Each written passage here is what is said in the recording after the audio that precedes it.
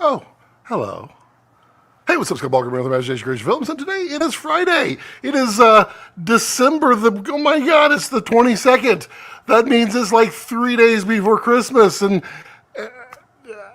it doesn't mean the same. It's not the same. I don't understand what it is, but it's Friday, and therefore it's time for a live stream. And a live stream is always something good to have on a Friday when you got nothing else to do because you don't live stream. So welcome everyone to the Friday afternoon live stream, and I will be your host today. I will be burning a prop in celebratory fashion because we made another year on this planet. It's spectacular, and you know there's lots out there to be happy about. So it's a good day. We've got the puppy cam going in full effect, and he's doing what he does best. I am doing what I do best, telling you all kinds of fun things, talking about the news, and doing it out of sync, because that's how I roll. So how is everyone? How are you all doing? Are you doing wonderful things? I've got quite a bit on the plate now. We've got Jed McKenna out there, 3, 2, 1, and notification ready. That's right. And then Gregory out there with the woohoo. What's up, Gregory? I wonder when you're going to get your package. I wonder when that would be. I'd have to look. George, hello, George. Happy Friday. Happy for holidays. And Gregory says, happy Friday. It is a happy Friday. I can actually tell. That's kind of the one good thing about Shopify is I can actually tell where your order is. Probably next year. Maybe so.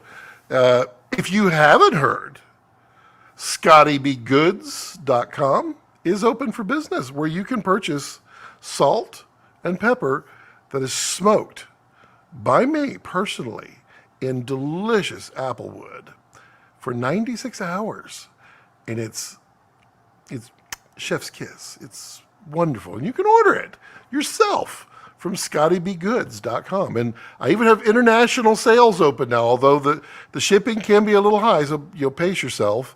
It's tough. If you're just looking to try it, try the jars. But if you know you're gonna like salt and pepper, you just get the refill bags, because it's a good bargain. It's a pretty good bargain. Let's see here. Where is I would like to actually click on the right person. Let's see. We have Gregory's. Let's see his order. His order is it's got the weird international tracking number on it. It says it was processed through Chicago today, and then it's currently on its way to the destination. So I have no idea what that means in the world of Greece, but there you have it. Let's see here. Oh, you know what I should do? Yes, ding. I should let myself know that I am on live. I'm going to go down here to banners, and I'm going to put edit www.scottybgoods.com for amazing applewood smoked salt and pepper. There we go. And we'll just put that across the bottom, save that, and we'll display that whenever there's no oh, look at that. I guess it's going to display it all the time. Perfect. Does it need to scroll? I don't think it needs to scroll. I feel like it definitely does not need to scroll. That feels like it's a little. Let's just show it. Yeah, I like it a lot. That way, you know, if you care to order, you know, some people like to support the channel by becoming a channel member. Some people like to support by being affiliate links. Some people like to support just by, you know, sending wonderful props to burn. Some people like to support it by buying something delicious and using it in your own home. It's wonderful that way. All right, let's see here. We've got Sat in Melbourne. What is Sat in Melbourne? Is it Sat in? I don't know what that means. Am I sold out yet? No, I am not. Although I did have to refill the inventory of the refills, though. I sold out of the salt on that, or was the pepper or salt? One of them I had to go and prepare some more. And we'll see what happens. You know, if stuff starts to go, then good. If not, then we'll take it slow. We'll do it nice and slow.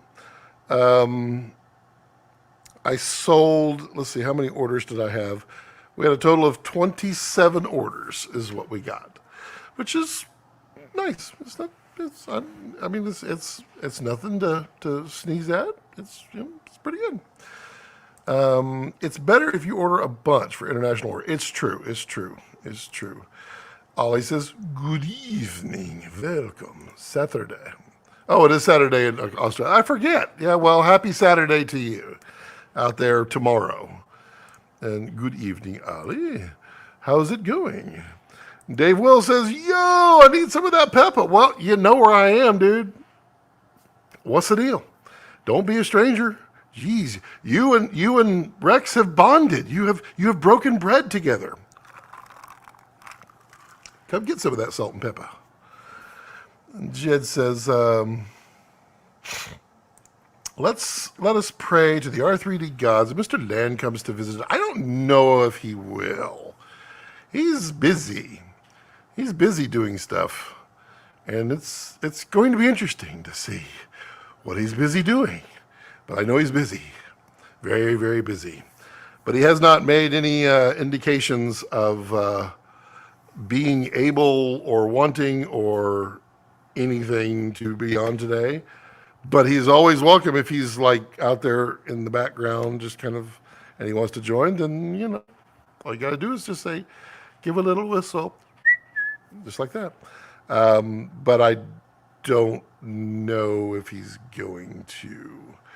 Let's see here. What is zappening?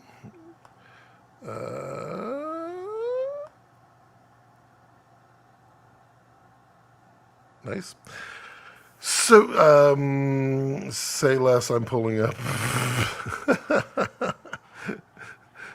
But do you remember how to get here? Let's see. So we've got retest coming up of the Proteus lenses to get them calibrated, put them in spec, and retest for CA. We'll be doing that shortly. I am going to be doing a lighting series of videos over the next 3 months. We'll kind of space them out, but should be fun and useful, hopefully. If not, maybe the next one will be fun and useful. Definitely building up to that bigger project, though. Definitely. Which won't be at the end. It'll be, kind of thing. But yeah, it's gonna be a lot of fun. You got to meet crypto. I don't remember how to get there. It's in my file somewhere. I don't. Rex probably won't care for crypto. Rex doesn't care for anybody's dogs. He's just like, oh, you're a dog, neat. Scott, the sound is in sync. Hard to watch. Yeah, you know why? I opened the AirPods. But Phil awaits his jars of the good stuff. Phil, I believe yours should be there soon. And in fact, yours was the one I accidentally clicked on when I was trying to get Gregory's order. Yours is out for delivery. Well, that's weird. Yeah, it says today. It's weird that it said Saturday. I don't know why. It said out for delivery, and then it said Saturday. And then it says it's in your location right now, Phil. So you should you should be receiving that soon. But it should be a lot of people should have some fun this holiday season to sprinkle a little of Scotty's good stuff. It's funny. Let's see here. Don't know if Phil is referring to new lenses or salt and pepper. I don't think lenses come in jars, but if they did, wouldn't that be weird? I feel like that would be weird. Salt and mashed potato go all right. I mean, salt does, yeah. Pepper, people do. The one that got me was Kessler. He said sprinkle it. He said take a banana and cut it in half and sprinkle a little salt and pepper on it. He says it will blow you away how good it is. That's weird. I was telling my my daughter about it yesterday. She goes, well, I guess we're bringing bananas for Christmas. So we're going to find out. We're going to find out. There's lots of good things you could use the salt and pepper for. I like it on almost everything. The only thing I haven't put it in cookies yet. I feel like it's more of a surface. Yeah. I feel like it's more of a surface flavor, like a seasoning salt, rather than a bake-in salt. But you could. But I like that you get that full smokiness when you put it on the outside. Like we're right now, we're making up some bolgona, something like that. I forget what it is. It's going to be delicious. It's thinly sliced ribeye, and it's delicious. You marinate it. Oh, it's so good, so good. We had steaks last night, of course, using the wonderful salt and pepper. So let's see what else is going on here. I don't want to just talk salt and pepper because last time my friend goes, yeah, I enjoyed the live stream for a little bit, but you were just talking about salt and pepper.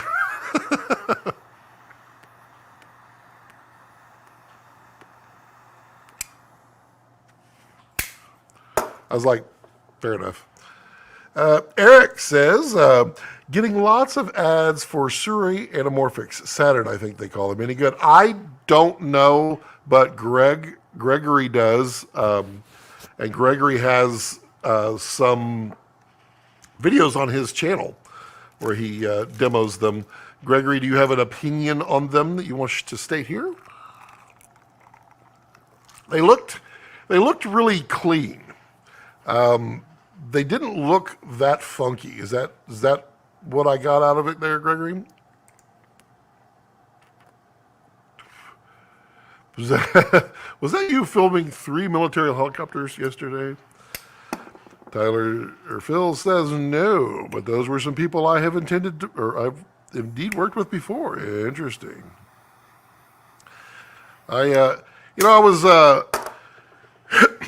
was looking for the stat that Jared had mentioned that the Apple TV screensavers are the most viewed content. Is that the right phrasing, Phil?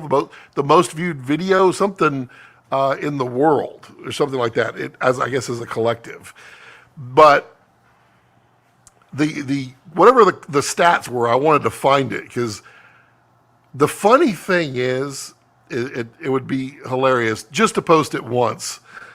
Phil, of course, wouldn't do it, but I sure would. Where people are like, the top 17 movies were all shot with Airy, and only 3 were shot with red. And then you could put, but the most watched video of all time, all of them have been shot on red. Well, most of them. I think that would be funny. I was only totally kidding. I was directly below it, and it sounded completely different than normal hell. Yeah, military copters, they got some, yeah, you can hear them. They fly over us all, sorry, they fly over us all the time because they're always going from like Austin up to College Station, and like we are the flight path. And so they're watching me. But I mean, they always fly over. It's wild. It's the Chinooks. Those things, whoo, they put out some rotor noise. Gregory says rather improved from the original full frame 1.6 anamorphics they made a year ago. Interesting. I would like to get my hands on them, but I do get it. Are you here to show us the red 5-inch? I do not have such a thing.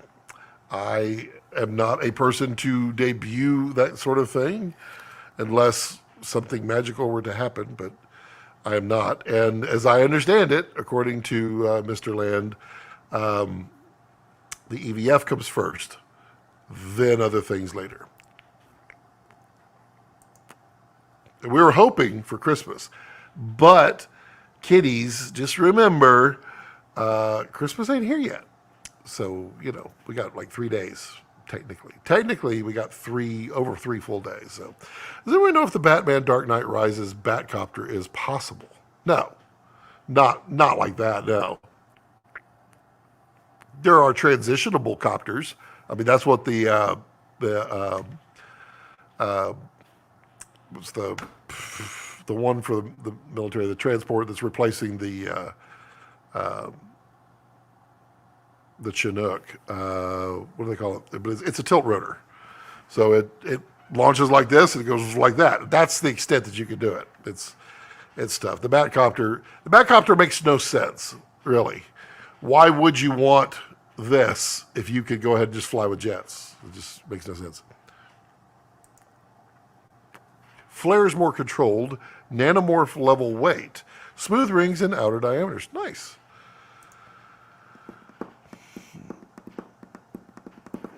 Hey, Phil. Thank you. Which lenses would you want to check out? The old ones or the new ones? The new ones. I wasn't a huge fan. I wasn't a fan of. I didn't see anything that I liked on the old ones. The new ones, I think controlled is probably more the right thing. The original ones were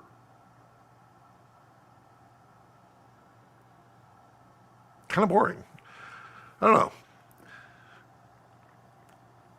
But I would love to check out those Saturns, the new ones. Phil says, I can confirm I've seen the new Osprey aircrafts and they are awesome. And they put out some noise too. Those are some big rotors. But they're grounded again, aren't they? I feel like something happened again. It's like every 2 years, there's one little thing they find and they ground the entire fleet. And that's wild. Interesting aircraft, but they are big. They are big. They can put an entire tank in it. And I think an entire tank. Maybe it's a light tank. I think it's 2 Bradleys that they can put in it and fly it. It's wild. New ones, yeah.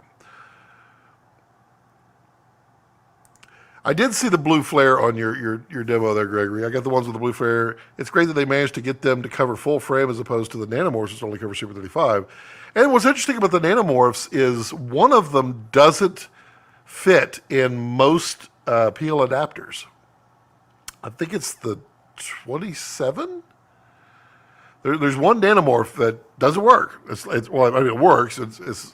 But like all adapters, it barely goes in, or it'll hit. I thought that was interesting. Now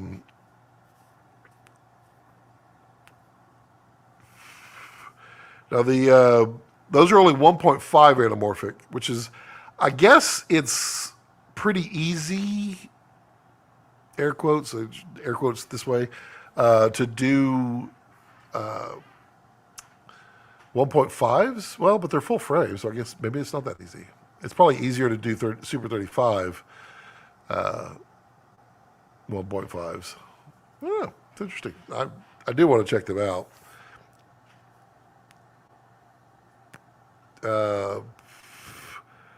Let's see here. I am excited because like these Laowa Proteus lenses showed back up literally just in time for me to do something with them as well, which is going to be nice, especially if they clean up on the CA. The project I'm doing, you won't notice it, but I'm definitely excited to have some 2x anamorphics here for a little bit. Well, probably not as long as I had them before, almost certainly. But the retest is coming.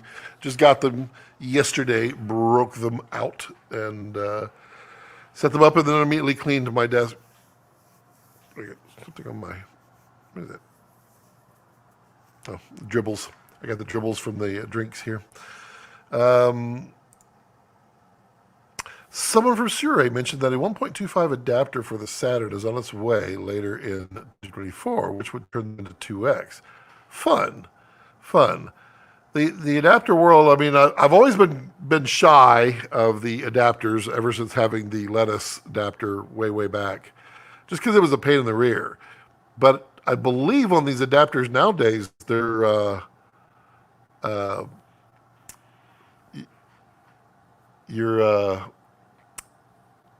they're easier to focus. They're not a double focus, I believe.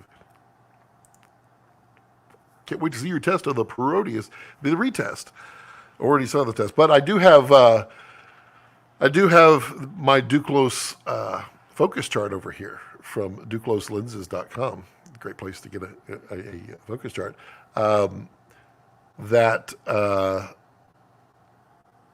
I can throw the Proteus on though. I didn't have the Proteus when that chart came, so I already sent them off to Timor. So I will be able to put that test out there too. That'll be nice. Oops, jumped. Gregory, how does 1.25 plus 6? See, it's fun the way that ratios work. And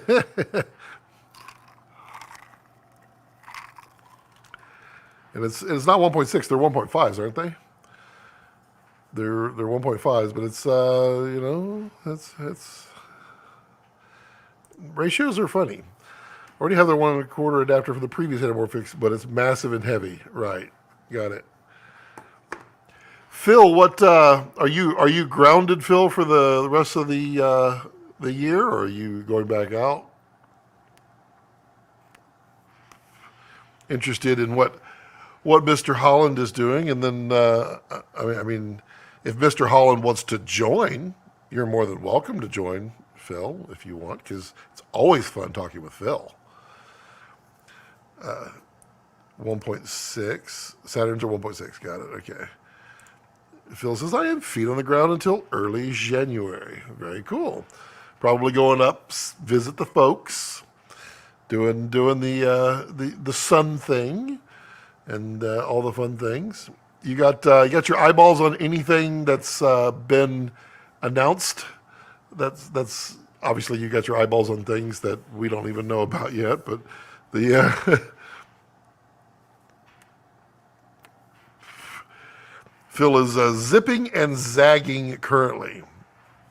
Well, I mean, you don't want to outrun your salt and pepper. You want to get home right about the time that the salt and pepper arrives, and then magic. Yeah, Phil, just hit me up when you are unzipped, no longer zipping and zagging, and then we'll pop you in there. Anyone planning on attending BSC? I've never been to any of the Europe shows.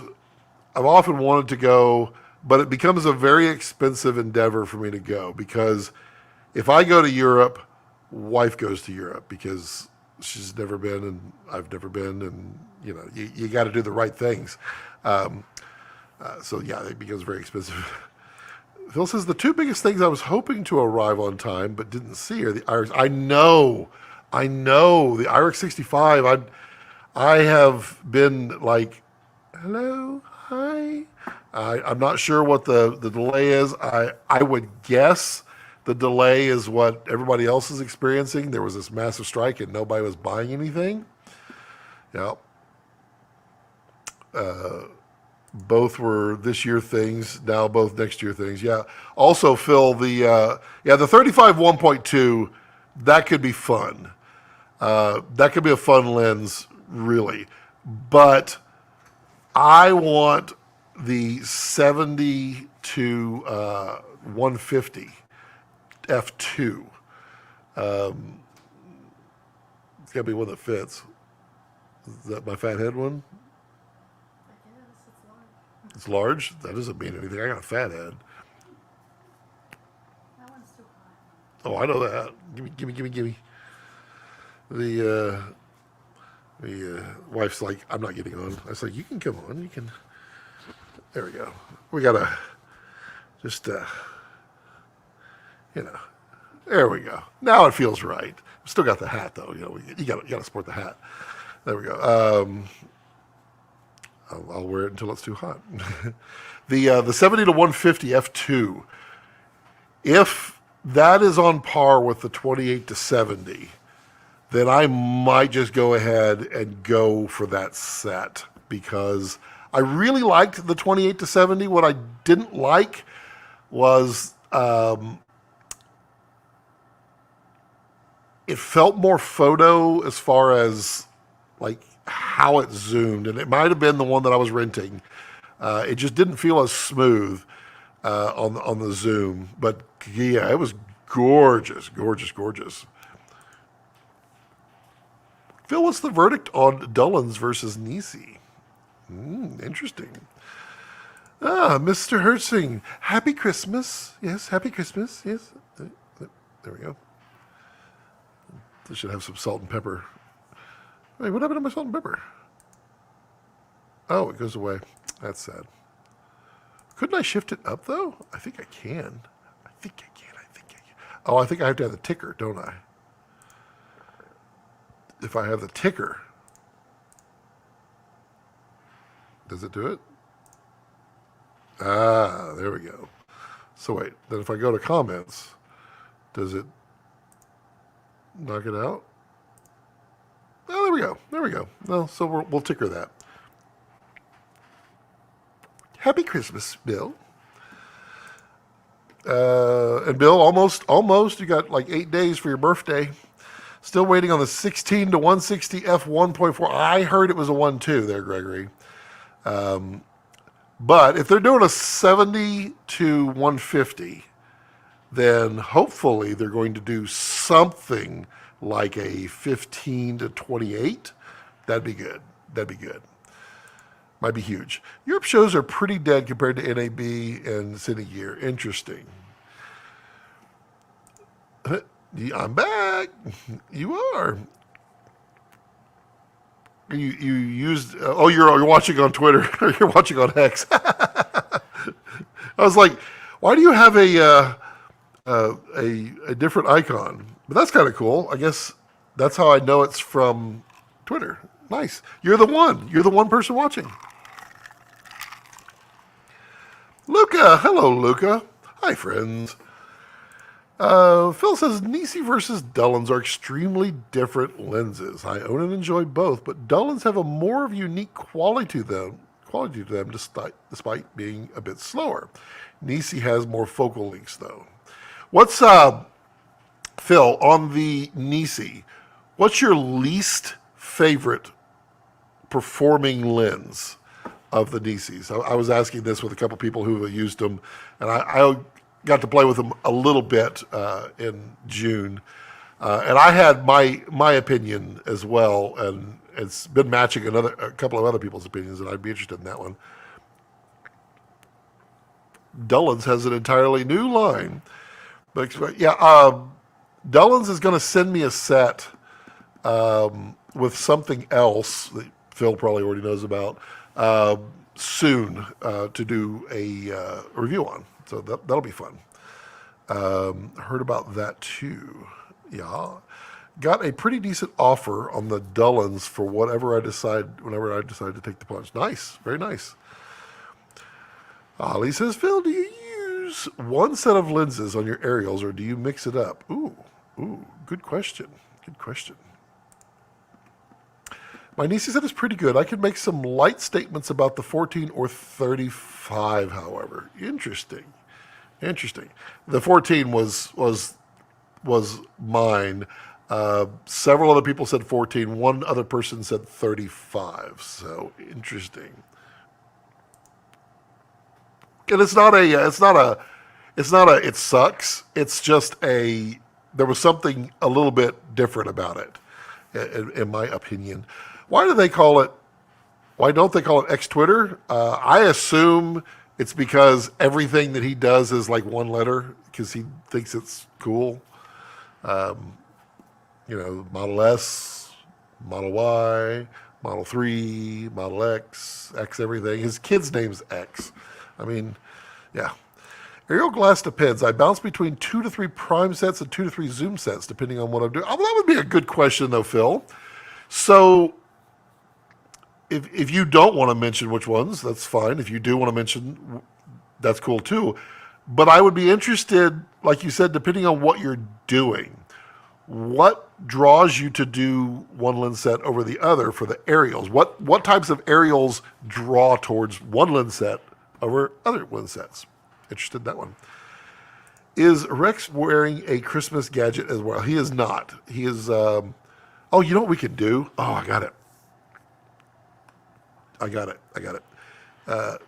Can you bring the ham bone? I was going to do this because it's Christmas. And I thought it would be fun for him to be awake. And so we have a ham bone that we can give him because he just loves ham bones, and it's a nice treat. Nice treat. Phil says, and I should mention specialty glass occasionally. Huh. Interesting. D says all my exes live in Texas. Is that true though? I guess it is true. Hey, it's Bill again. What? Bill's on YouTube now. Elon has owned the one-letter TLD for years. Phil says, complicated answer. Oh, I know. That's why I want to hear the Phil insight. The Phil site. The philanthropy. The philosophical thoughts on that. Oh yeah. Let's go to the puppy cam first. Hey buddy, come here. Get up. Come here. Mama got something for you. Well, actually now it's me. Look. Hey. Look. Come here. Get up. I just have to roll the carpet. Get up. Come on, buddy. Look. Ooh, come on, get up. Up. Come on up. Come on, you can get up. Come on, buddy. You gotta get up. Come over here. You can do it. He's like, I've been sitting for a minute. Come on, get those legs working. Come on, bud. Come on. He's got his leg tucked there. Come here. Come on. Come on. Go to mama. Come on. Move. Go to mama. Go. There you go. Let me just roll this up, and then I'll set it down for you. I know it's kind of weird, but I just don't want him greasing up the floor. And then you got to put something across over here, the ladder. Here you go, buddy. Come here. Right here, buddy. There you go. There's a good boy. Yeah. Oh, yeah, it's got the little one on it. There you go, bud. All right. Good boy. Yep, well, look at his butt. Good boy. He gets defensive, too, when he has a bone. Oh, yeah, he's going to enjoy it. Is he literally just going to give you all the butt? Really? You try to do nice things, and lay down, buddy. Lay down. Oh, crunching. Oh, it's worse with pork ribs. You want to hear him growl? Hey, buddy. You gonna lay down? Lay down, bud. He's not gonna lay down. All right, so complicated answer. Depends on the location, light even, and what I'm attempting to do with the shots. Most of the last 2 years were Fuji non-Permistas, very, very pretty lenses, and Zeiss CZs. Primes are really a case-by-case basis. Yeah, I'm sure you want to be as versatile as possible, for sure.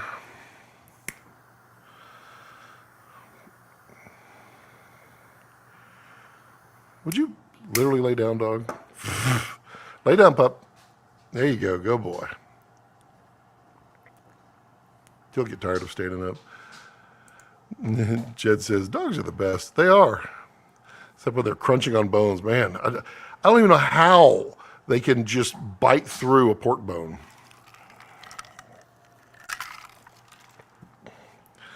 Let's see. They really are. They're wonderful companions. They truly are. And what are we doing here? It'll be sad if like a bunch of vegans are watching and they're all appalled because I just gave my dog a bone. But dogs are not vegan, so you gotta do what you gotta do for them. Tim Doust, ho ho ho! Merry Christmas, everybody. Timmy, let's see when yours shows up. Timmy got an order in there too. Timmy Doust, his order should be there Saturday. Saturday, it's my day to party. I wish he would lay down.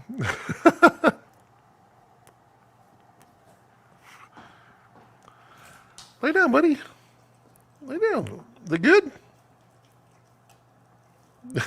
Lay down, puppy. There's a lot of meat on that one, too. He's going to go over here now. Let's see. Hey, Timmy. Let's see here. Anybody else order any? Give you real-time status updates. Ollie, you have to go out and see how much it would cost to get to you. Where are you going? You can't go. No, sir. Not on the carpet. Hey, not on the carpet. Come on. Over here. Over here. Over here. Rex, over here. Come on. Over here. You're going to hear him growl. Come here, buddy. Over here. Come here. Over here. Come on. Over here. Over here. Good boy. There you go. You're a good boy. Yes. He gets very defensive with his bone. It's it's the instinct in a dog. When there's more of something, they always will protect it and guard it. When it's down to nothing, then he'll share. This is the way he is. He won't actually. It won't actually bite me. You're a good boy. You eat that bone. Good boy. Lay down. Good boy. There we go. We're going to get a lay down now. There we go. Now we can all enjoy Rex, enjoying being a Rex. Yeah, he will growl like that at me, and he will defend his bone, but he won't hurt me because we're buddies. He also does it when I come into bed late. His bed is right next to mine, and so when I walk by him, and I'm coming in late and he's already in bed, he'll growl at me like, "Why are you disturbing me coming to bed?" Kind of funny. So apparently Macaulay Culkin doesn't get paid royalties for Home Alone. Kevin really dropped the ball contractually. I had heard that too. Tim says, Scott gave me a sneak peek at the most tastiest recipe for meatloaf this week. It was incredible. It's pretty good. I only tweaked it a little bit more from the recipe that I gave you, Tim, and it's good. It's good. What? Ollie, are you kidding? Was that using USPS or UPS? Because I enabled UPS. I can't do DHL. DHL won't come out here, and I am not driving into town. It cost me $20 in gas to drop off a $10 item.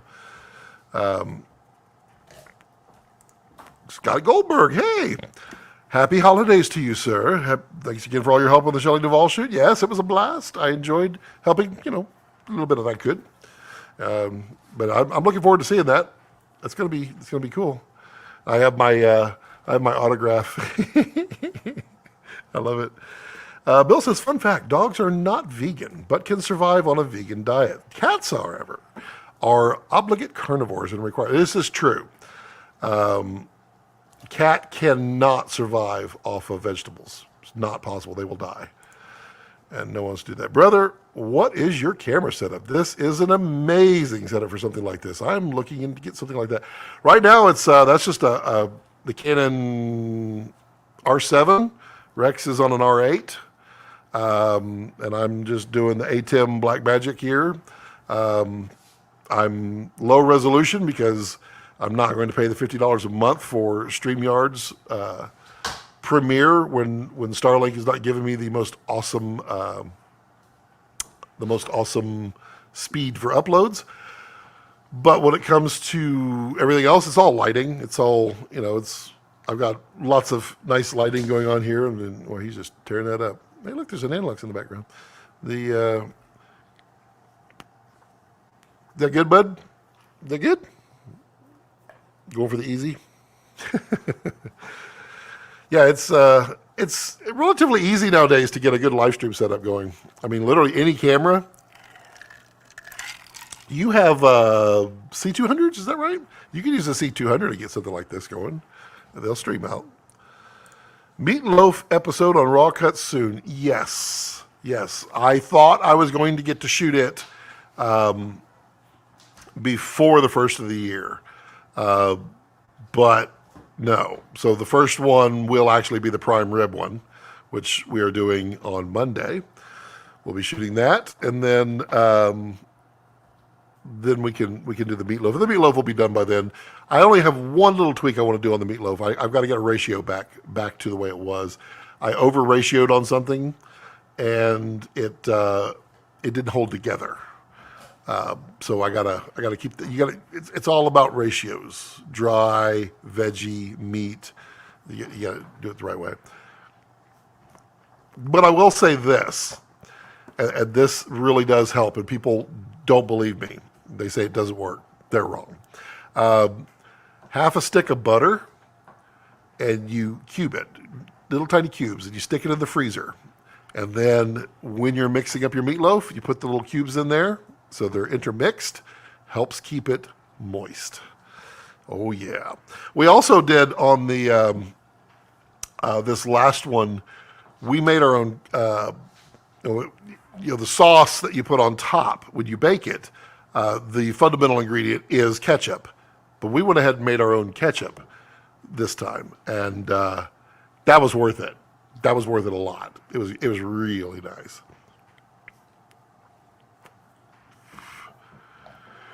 You can just hear him chomping down.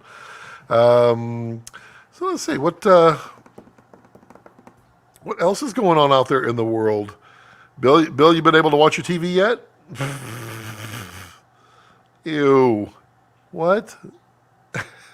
It was a vegan Slim Jim. Somebody posted. It was an asparagus in a package. I love Costco for virtually everything. I've almost never had anything bad at Costco. Especially their meats are always stellar. However, for the first time, one of their vegetables was not a good crop. It was asparagus, and it was extremely woody, like really woody. Not good at all. That was the only time. Ollie says, I did bread soaked in milk instead of breadcrumbs for volume. No, I use croutons. And there's a reason, because croutons don't have to be small and powdery like breadcrumbs. So you pulse the blender or the food processor and get them where they're not fine, they're medium. That helps with volume. Alton Brown is pretty good recipe as a base for anybody. His original one. Mine ends up being fairly similar in some ways. Ratios are different. Extra ingredients really help, and the butter is good.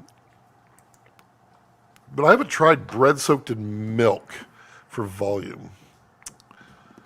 breadcrumbs, bread soaked in milk. I wonder what. I don't know.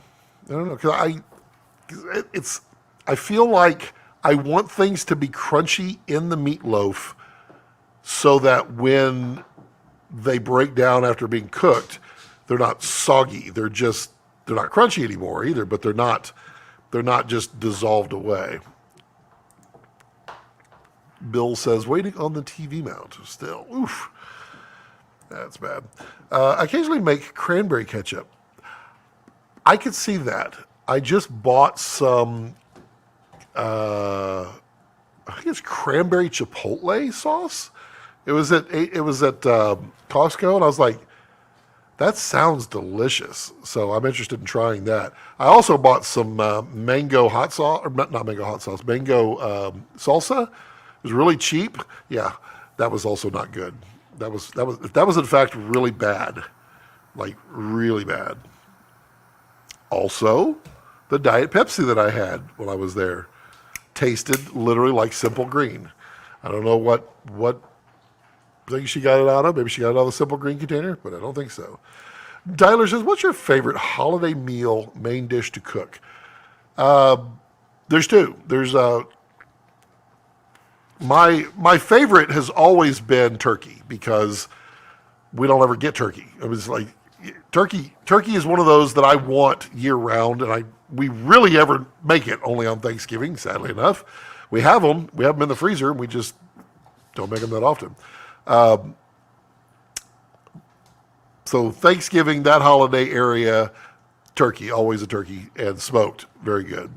But now with Christmas, it is prime rib. Now that I'm not afraid of it, I made 3 of them last year. We did one first to see if we could. Turned out really nicely, made a few tweaks, did one for the family. They enjoyed it beyond belief. And we had another one after that. And then now we've got one now. I did not buy one at Costco. They were very pricey, very pricey. I'm not sure that's ever going to get better, but maybe if the salt and pepper business picks up a little bit, you know. But I do like prime rib. If you've never, I mean, almost everybody that eats meat has tried prime rib, and I mean, you either like it or you don't, but you like it. I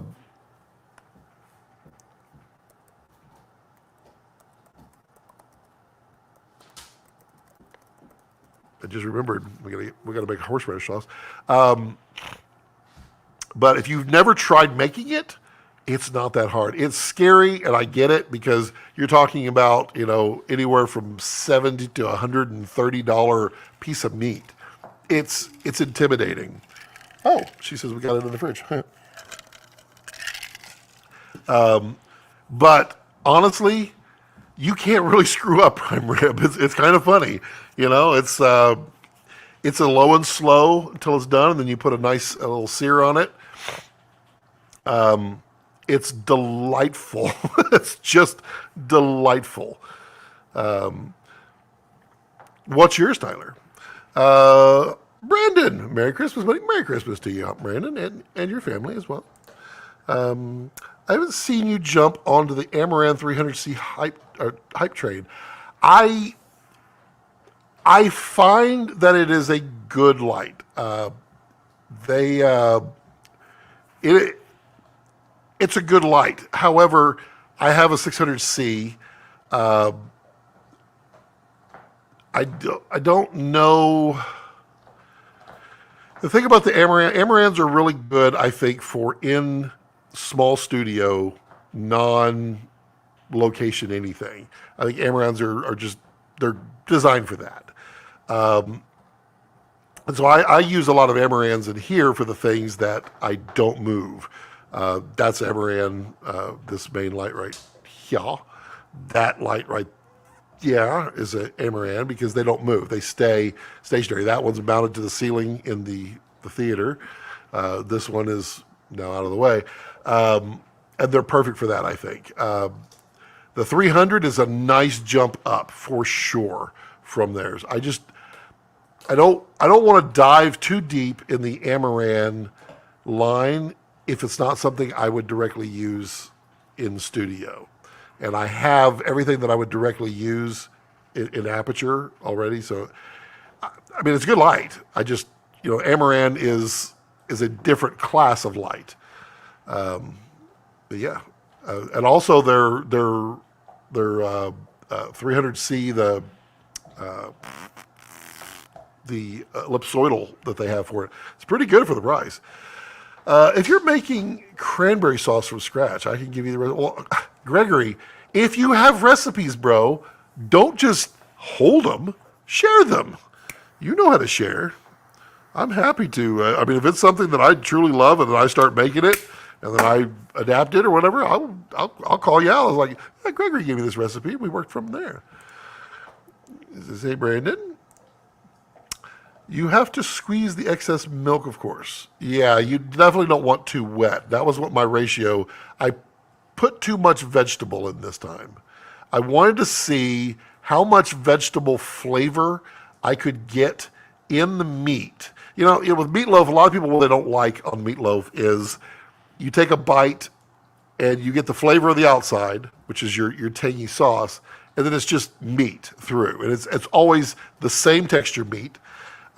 Just like no one wants a hamburger steak because it's the same texture. There's no variance. So that's, like, what's his name? The good chef here now in Austin, he says is in his books, it's not just taste, it's texture.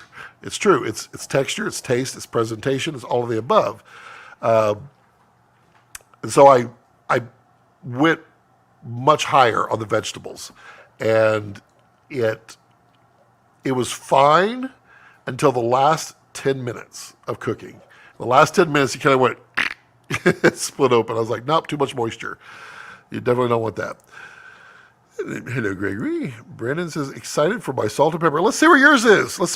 I'm giving everybody live updates here on the channel. Brandon says,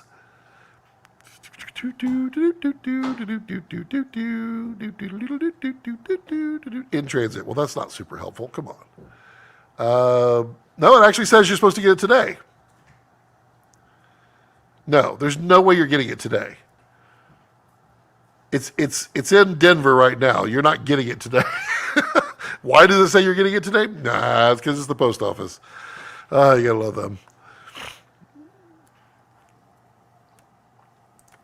Tyler says, turkey is great. We're having that at my parents' house this year. Usually do roast beef. Roast beef, when it's good, it's good. Every other time, I would say 70% of the time, I haven't loved it. And so that's one of those that I want to do. I also, when we were there, I was buying some not great cuts of meat because I want to make cheaper cuts of meat good. So, yeah. But you were saying, last year I made a mushroom Wellington with a peppercorn sauce. It was a huge hit. Very nice. I like beef Wellington. I like mushrooms. Americans have Thanksgiving as Christmas trial runs, so food should be perfect. You're right. But except now, it's like we diversify now. So now Christmas, we would like to do something different. And it's fun. I enjoy that. Ooh, live updates. Mark L. Train. How are you, Mark? Hey there, Scott Balcom. Merry Christmas and happy holidays to everyone. Merry Christmas to you, Mark, and your family, and happy holidays to you and your family as well. Don't toy with me, Scott. I know. That was kind of mean.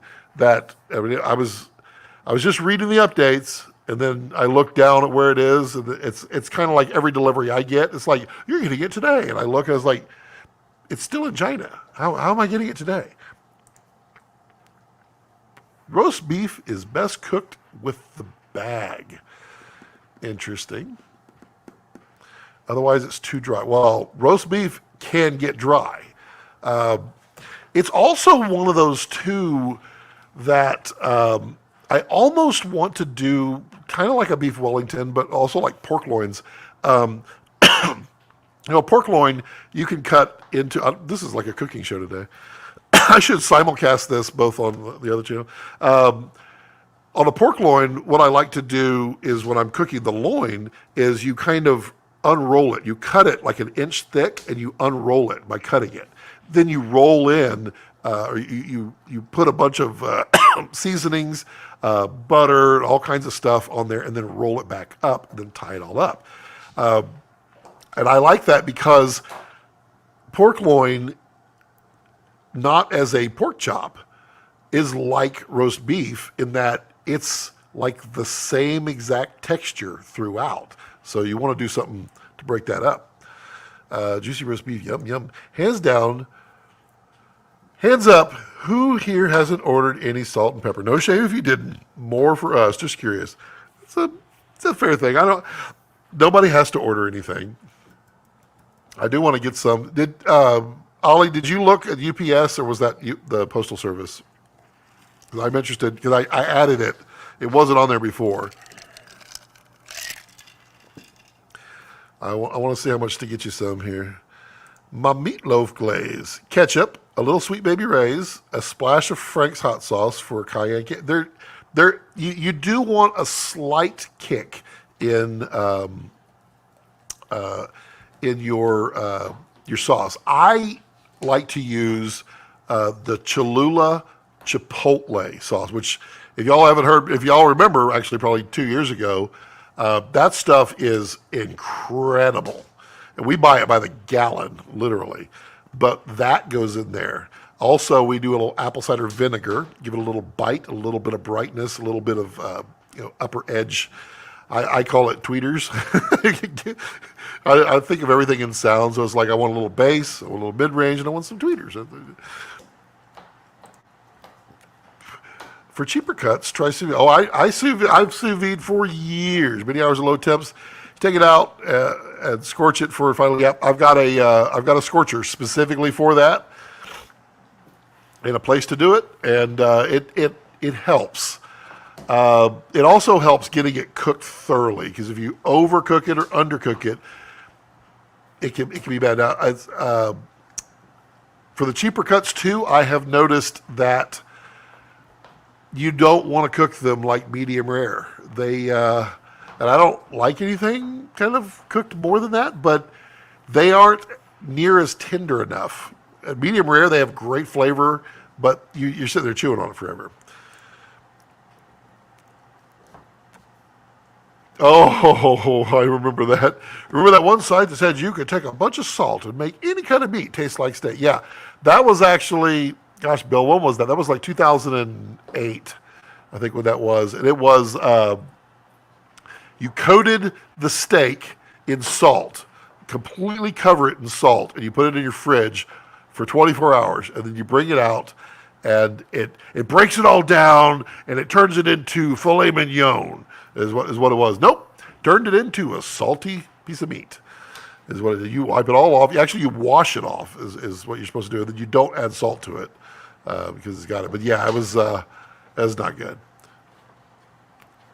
To me, I think the trick is the cheaper the cut of meat, the thinner you want to cut it.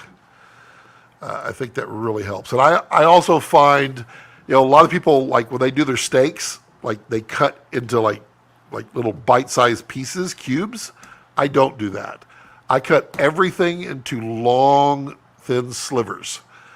It's something different, because by doing that, you're going to get all of the outside seasoning around every bite, and then you can like sop it up in your delicious sauce, which should be some type of Kerrygold butter.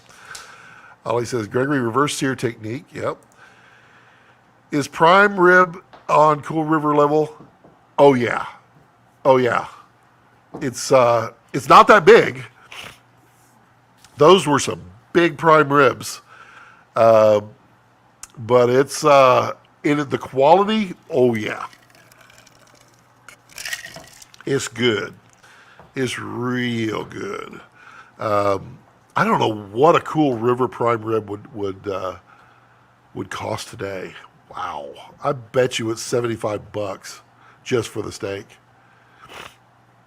Cool River, Bill and I would go out to burn props once a month. When I was in the corporate world, we would go once a month to a place called Cool River, and it was like the only place in Austin that you could burn a prop. And they had, they had a restaurant, and they had a huge bar, and then they had a cigar or prop burning area in there. So we would go into the prop burning area, just a bunch of us, and sit around. And Mornay Sherry, he's the people on Facebook, you see him interact. He was the guy who invented LoomCube. He was there with us, and we just sit there, burn props, enjoy a delicious prime rib, and I mean 4 hours, four or 5 hours, amazing stuff. Favorite cut? I got two really, because they're two different experiences, but filet mignon and ribeye. I do not like New York strip. I consider New York strip to be not a like a prime cut. I don't think so. Michael, hello. So here in Denmark, we don't have all them fancy sauces. What would you suggest for homemade barbecue sauce in the ingredients? I do have a recipe for barbecue sauce that I've been working on. I don't think I have it here. It's surprisingly simple what barbecue sauce is. Let's see if I have it. BBQ sauce. No, I don't have the recipe in here. Maybe I do. Let's see, brisket. I have the brisket one in here. Let's see.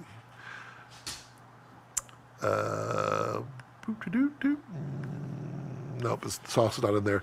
Yeah, the sauce is it's tomato sauce, paprika. What is in the one flavor? Cumin. Let me look up somebody's base recipe, because it's literally from the base recipe. You add mustard, or you add some other things. Let's see, barbecue sauce recipe. What are I mean, it's definitely salt and peppers. Scotty smoky salt works really well in there, but you don't have to because you're smoking your meat anyway. Let's see, yeah, brown sugar, red wine vinegar. Yeah, Worcestershire is definitely in there. Dry mustard goes into any barbecue sauce, but you can put wet mustard in there if you want more of like an East Coast, America East Coast. What is the other? There's a one big flavor, paprika, but there's I think it's cumin is tacos. Vinegar, Worcestershire, dry mustard, paprika, salt, pepper. I mean, that is a basic barbecue sauce. But the ketchup, the brown sugar, those two, that creates your sweet base. Worcestershire will give it the more meatier kind of flavor than the red wine vinegar. I don't know if it's red wine that I would put in there. I would probably do like apple cider vinegar. That brings the acidity back up, which gives you the bite. And then it's salt and pepper to taste. And there is another. I have to find the recipe. Just stay tuned there, Michael. We'll get you hooked up on raw cuts at some point.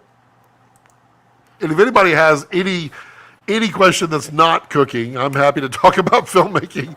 I mean, this is a Friday hangout, so anybody wants to just chat about whatever, it's all good. I am not a snob of conversation. I just like talking with cool people and sharing what I know and what I've learned. And let's see. Hold on. What's it? That's nuts. That's nuts.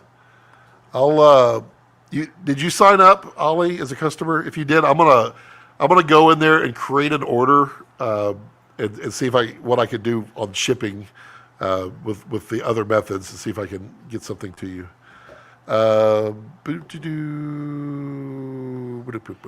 Okay. Gregory says, sounds more like a recipe for beef jerky. Ooh, beef jerky's good. Beef jerky's actually really easy. It's surprisingly easy. Because it's Worcestershire. It's a lot of Worcestershire. It's soy.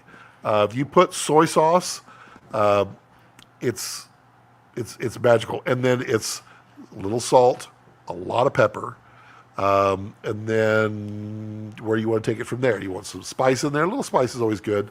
I mean, you're not today.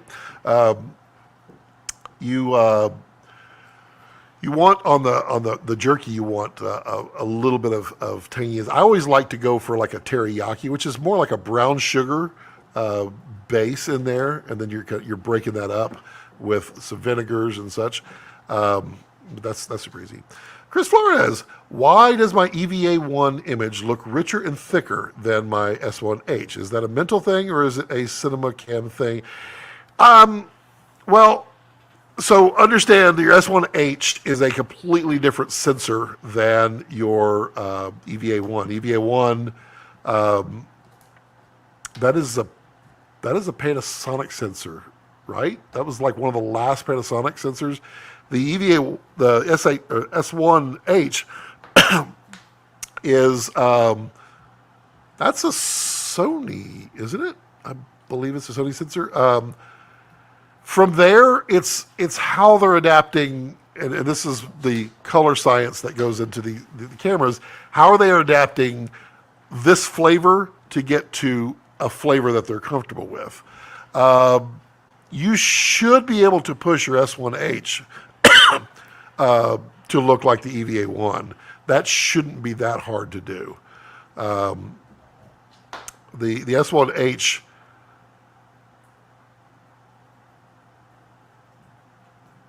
yeah, it shouldn't be a problem to do that. It could be a mental thing. It could be that you're just not pushing it hard enough. And it could just be straight out of the box differences for sure. Mr. Santa, sounds like you have a little sniffle. Anytime I talk for a long period of time, which is literally what my live streams are, my nose hairs will wiggle against my mustache, which then I top it off with some of this. Plus, today I was, you can't see, but you know, it's right here. I was laser burning all day. So it's funny, this place had a incredible smoke in here before. And it was all wood. And so that was setting off my sniffles a little bit, but I have no cold. It's just the my normal everything. Ribeye all day. Ribeye is fantastic for sure. Molasses, yeah, that'll get you some nice sweetness in there for sure. What's your favorite snack or meal on set? Ooh, that's a tough one. What do I gravitate towards on set? I usually do all the things I'm not supposed to do. I'm usually in there grabbing the like if they pull out like the little bag of Otis Spunkmeyer cookies or the all those. I'm always grabbing a bag of those.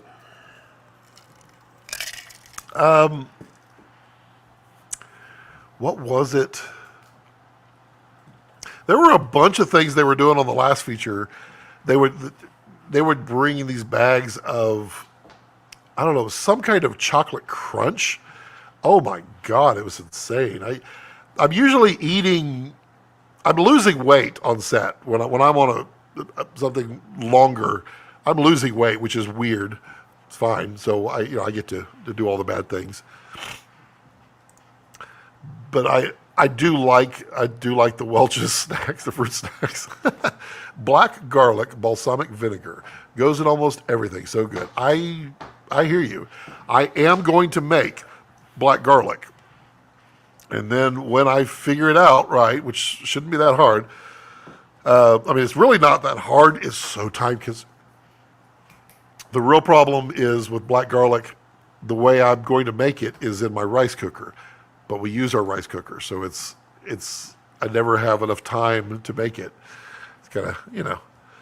I always raid the shortbread biscuits here. Oh, shortbread is good.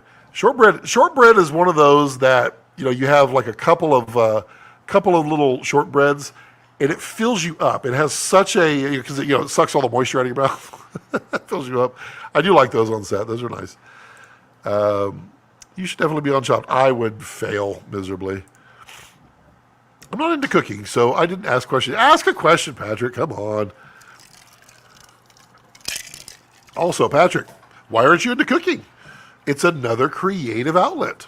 It really is. Santa, if I have a V-RAPTOR and are looking for a new ND, and this boy are disliking the form factor, of Revolva, would you recommend the red one or other ND systems in the RF to PL? So, he's getting down to the bone, literally.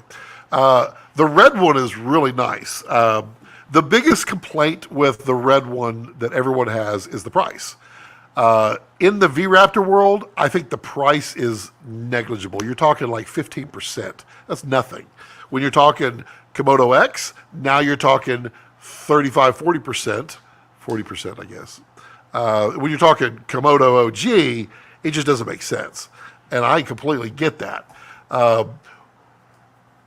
The Revolva, it's a love-hate with people. The interesting thing about the Revolva is it mounted to the front of like Komodo X. The red monitor mount sticks out and it gets in the way. So that's kind of a pain in the rear. I have used Revolva. There's no problem with Revolva. Revolvas are nice. The thing about them is they're fixed NDs, so just know which NDs you need. And then they're much bigger, but they're fine. I like the Breakthrough variable ND a lot. The Cinema DFM, I think it's cinemadfm.com. It is a great mount. It has the Breakthrough really nice VNDs, which are very nice.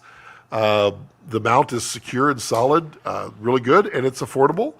But honestly, Michael, I mean, if you're a V-RAPTOR owner, I think it's easy to get the red END because it's all the electronics all talk, and you can use it through the monitor, through the camera. And then if you have a Komodo or a Komodo X, you can put that on there. You just, if you're not using your V-RAPTOR, you just need to grab your Komodo X. You just pop it on there, and you've got it. It is a nice END. I did a review on it, showing it a month or two ago, probably 2 months ago. Feel free to check that out on the YouTubes. I liked it. I think it's really solidly built. It is pricey. It's a tough expense to swallow on, especially the more affordable line of cameras, but it was solid. Mr. Brian mixed that Scotty pepper with some ranch dressing, and it was a smash hit for both salads and dipping sauce today for a lunch gathering. What I would do, Mark, is what I was talking about earlier, that I feel like the salt and pepper works better as a exterior, so like a seasoning on the outside. So we use it on salads all the time. Get your salt, your dressing on there, and then sprinkle a little of the black pepper on top. And I'm telling you, ooh, it's good, because you will get the smokiness right off the bat. And every bite, you're going to get that. That's mine. But yeah, it's good stuff. I appreciate you saying that. You feel free, Mark, to go out to Scotty B Goods and leave a review on there for what you like. And if you have any suggestions like that, next time you're making some, snap a little picture and send it to me. We'll post it. We like to share. Small HD value prop. I'm not seeing it. What other operating monitor would you recommend for what camera, King? I think the OC G7 and the Portkeys 7-inch are solid monitors. They both have completely kludgy menu systems that you just have to learn. Once you learn it, you don't care anymore. I feel like the Portkeys has a little bit better color on it. The OC is brighter. The Portkeys, though, if you have a Komodo or Komodo X, you can operate it. You can control the camera with it through Wi-Fi. Grab this guy right here. So this is the Portkeys 7 right here. I forget what the model number is. The BM7 Mark II DS. Solid monitor. Really a good monitor. It's touchscreen. The OC is not touchscreen. It gives you a little more features over the OC. I find the OC is easier to navigate. Once you learn the OC, it's pretty quick. You're just going around with a little joystick on it. But both of those are relatively affordable. The small HDs are going to be better color quality. Period. What y'all think of the Cybertruck? I'm going to reserve judgment for it. I mean, the look of it has grown on me over the years. What has it been, 4 years? It is. They're having problems building it in mass quantity. I'm going to grab me some wine because they're using that 4680 battery, which is it's a big battery. And I believe what I was reading is right now at scale, well, at the scale that they're doing, they can only scale to like 100 Cybertrucks a day, or like 80, I think. That is a far cry. I think they can only produce 25,000 a year. That's not going to cut it. They need to be at like 250,000, and they're having problems with those cells. And what I was reading was, I'm going to paraphrase because I don't know exactly what I read yet. I literally read it last night. There's methods, so they roll this up. There's a membrane of something, and then there's paper, and then there's they sprawl it all out, and then they roll it all up. There's a wet method and a dry method for applying one of the chemicals that they do. The dry method is by far the better method, and that is what they're using, and they're having troubles getting it to scale. So when they get it up to scale, I think we'll be able to judge the Cybertruck on its actual merits at that time, and it should be okay. Can't have the Cybertruck in the EU? Why is that? Is it too big? There's nothing that would even give it an E on pedestrian safety. Ooh. Oh, I know what it was. Yeah, wasn't it it doesn't have crumple zones? Yes, right. It doesn't protect the people. That's what it was. Yeah, that's a tough one. It's it's a touchy subject. Let's say you have a family of 4, and you're driving along in your vehicle, and someone else is driving along in their vehicle, and no fault of either one of you. An elephant walks into the road, and you both crash into each other. No fault, but you both crash.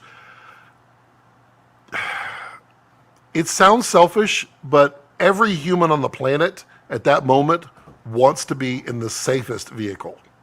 They don't want to be in the vehicle that's safest for everybody. They want to protect their family as best as possible. It's just it's gut instinct.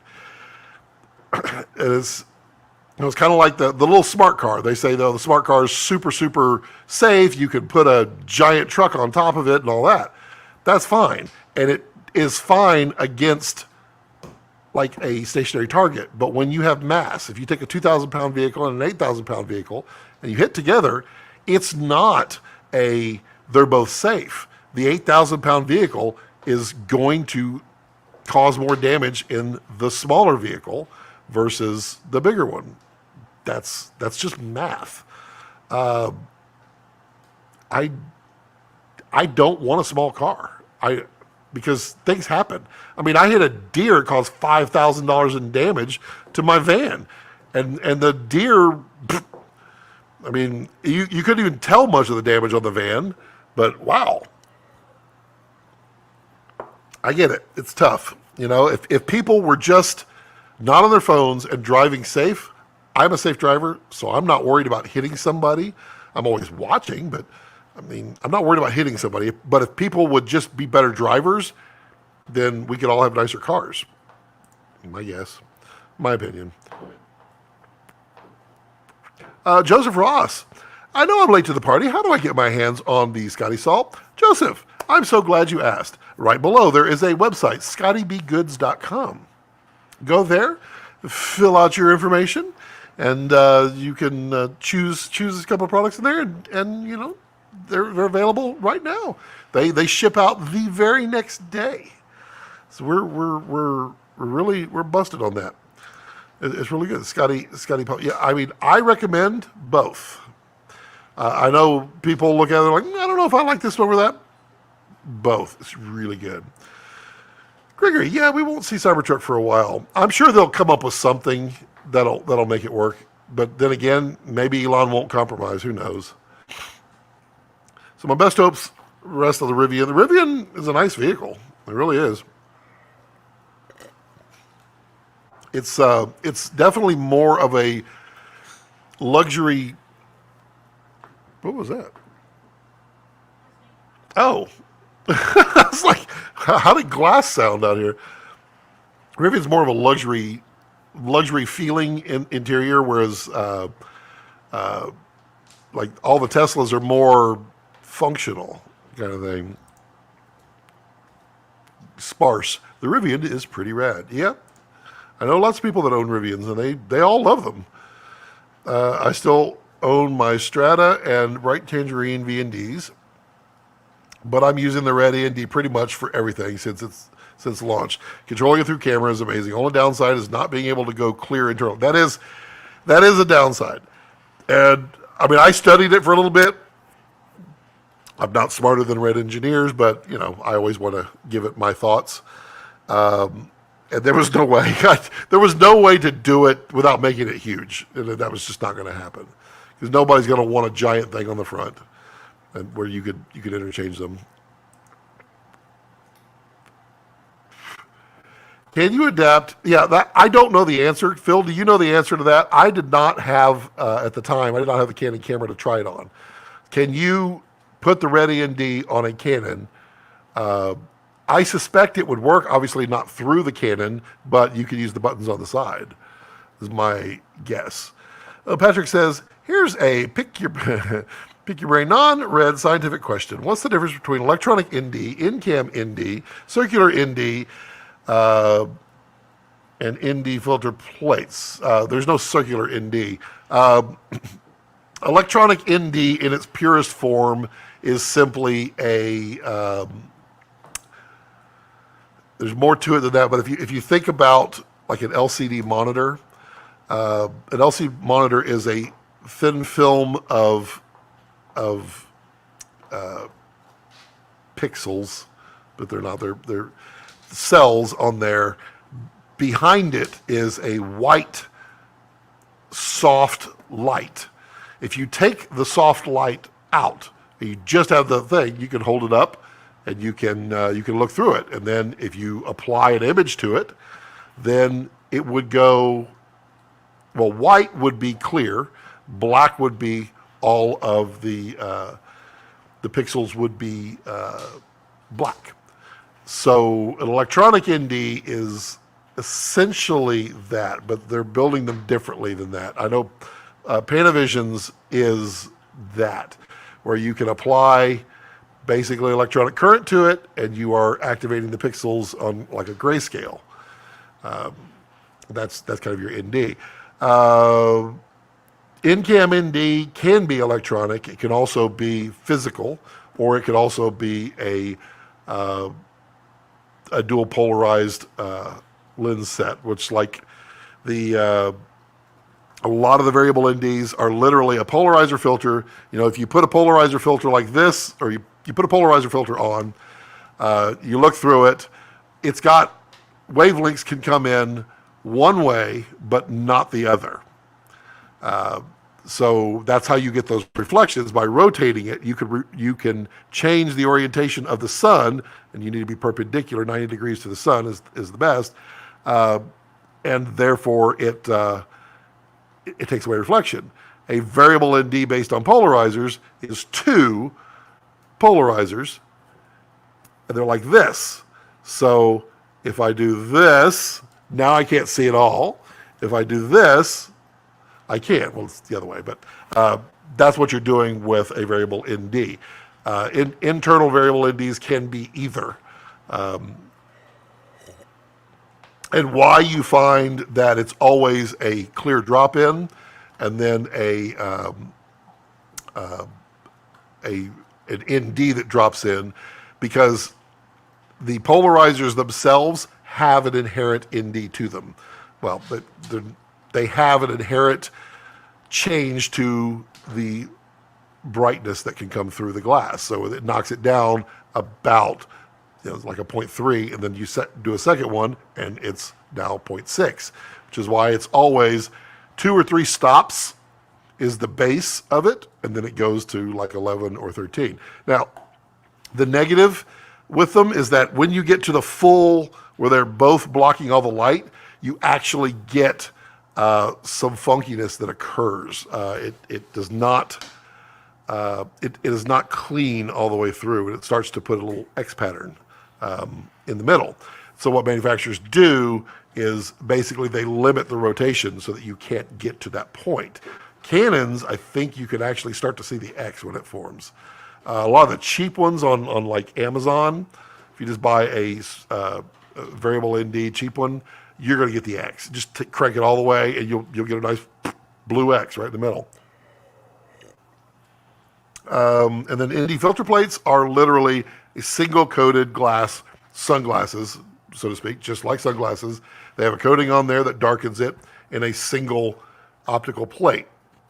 The advantage of that is in front of the lens, you are modifying the light before it hits the lens, not changing the characteristics of how the lens operates and how it integrates into your camera. So there is before the lens and after the lens, and sometimes in the lens, filters that you can do, NDs, etc.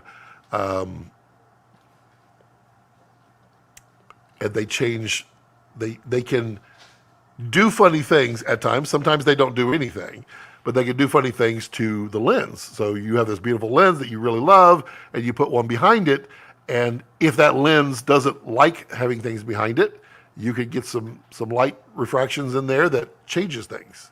Not necessarily a good thing. Yeah, the cleanest, bestest, most awesome way is physical NDs on the front. Those are the quality ones. Those will be your cleanest output and least affected by themselves. Hopefully that answers that. And Phil can chime in if I misrepresented or oversimplified some of them. Portkeys will be releasing a new UI any day. I've heard the same thing, Gregory. I've heard the same thing, which is why I'm not reviewing this one yet. Yep, I was told the Founders Edition reservation that I have could be months before available, and a year if I pass on the founders. Yeah, I hear that. I agree on the passenger safety, but they won't give it a pass in the EU if there's no crumble zones. Yep, I hear you. Michael says, on a tech note, I need to mount a camera like a GoPro to around 8 actors on set in the wild. Would you recommend actual GoPros, or do you know if another system that would work better? Budget isn't the restriction. GoPros are not bad for that because, I mean, GoPros are kind of like that footage that everybody knows how to do. There's a lot of action cameras out there now. I don't really have a problem with GoPro in that scenario if you're mounting it to that. Your biggest problem is going to be battery life. In the olden days, like the GoPro Hero 4 Blacks, you could put on external batteries. You could buy some really chunky batteries that would last like 10 hours. I had a bunch of those. They were awesome. You can do that. The new ones, you can't do that, but you can plug in USB-C power, so you can run to an external battery pack. There's things you got to consider, but I don't have a problem with the GoPros. Everyone just needs to be on full. I mean, Darren, if it worked 100% and it was 100% trustworthy, then I completely agree. However, what about the old pickup truck that Bob has? You know, he likes to go out there and drive. That's not, and you're not going to get rid of that. Not in America. That'll be a really tough one to do. But it would be cool if everything was full self-driving. Literally, when the light turns green, all cars would move at the exact same time, and there's no waiting. Which, God, that's so irritating. That delay for everybody going. Whew, man, I tell you. I love the original Land Rover Defender. I did like the Defender, but it's just a solid block of metal like the Cybertruck. The new one is not. The new one is horrible, apparently. It's really bad. I liked the, what was the Jeep one? The Land Rover, the 90 or the 110? I liked that one a lot, but you can't get those in the U.S.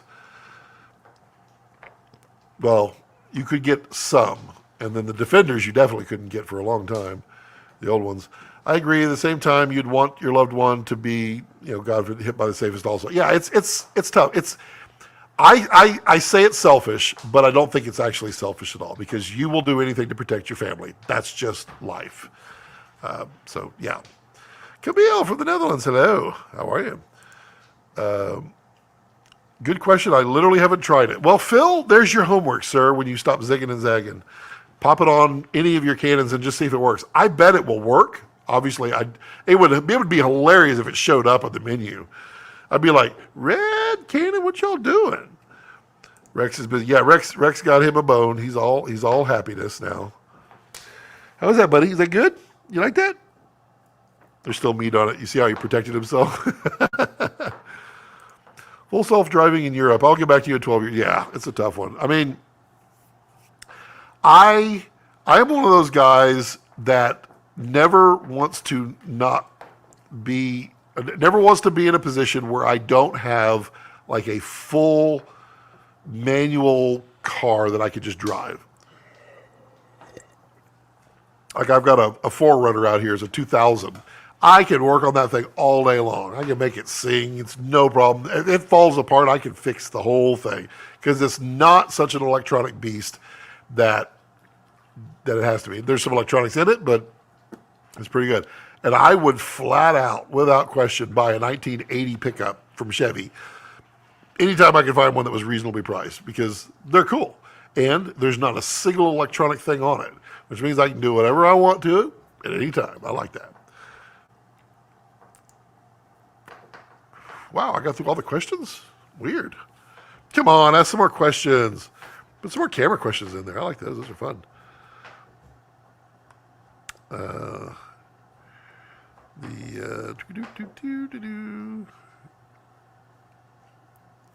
Bill's drinking holiday wassail. We got lots of people out here too. But no thumbs up. That's so weird. That's so weird. Who's got questions? Come on. It's only 5:30. Y'all don't start asking questions. I'm going to shut it down at 6 o'clock, right on the dime. I will turn this car around. You know, it's to go back on the safety of cars and kind of things. If you think about it, school buses. Yeah, sure. School buses today actually have lap belts. They didn't forever, and some of them still don't. They don't have full shoulder harnesses.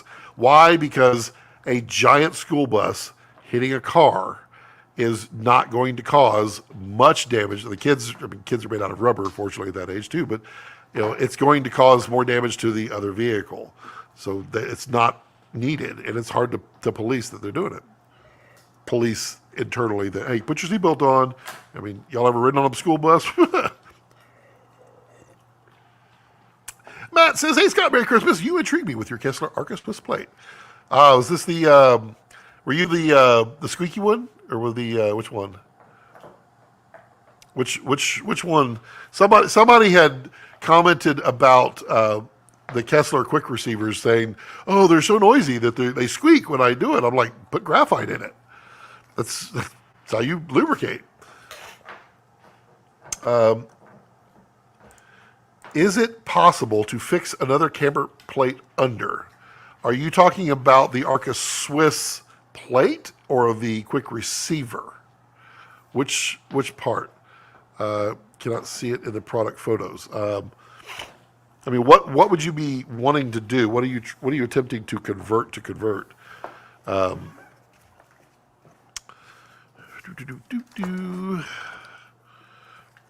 not going anywhere, pup. Relax. He's like, where are you going?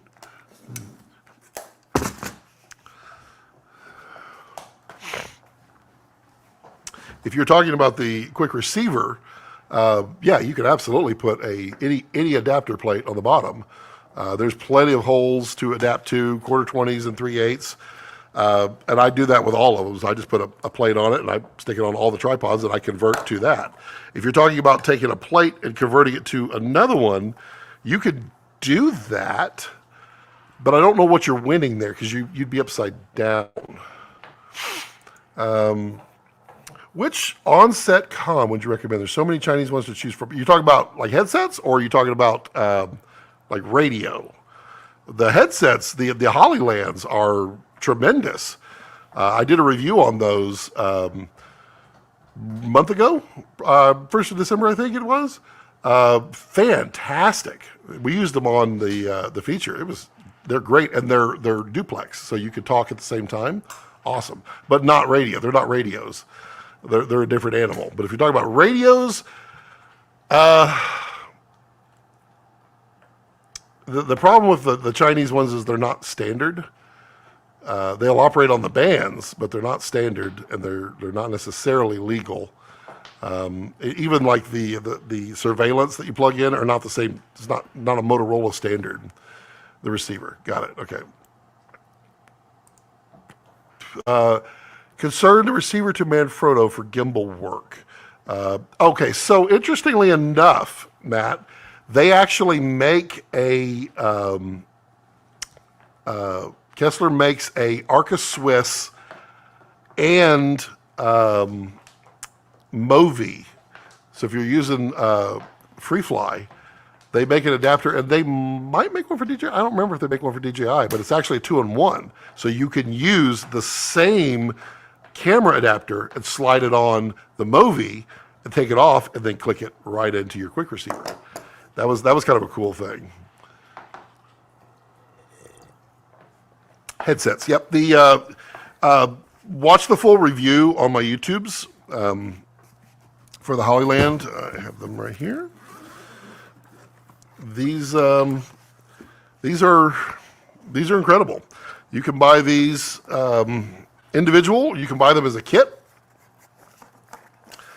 But these are the Hollylands, the SolidComm, whatever. What's it? They're fantastic. You talk like this. These are noise canceling microphones, so you don't get the heavy breathing guy, which would be me on set. But if you pull it up like that, it's muted. So you talk. You could just talk, and it's automatically voice activated. You can tap your settings there. It's got removable battery.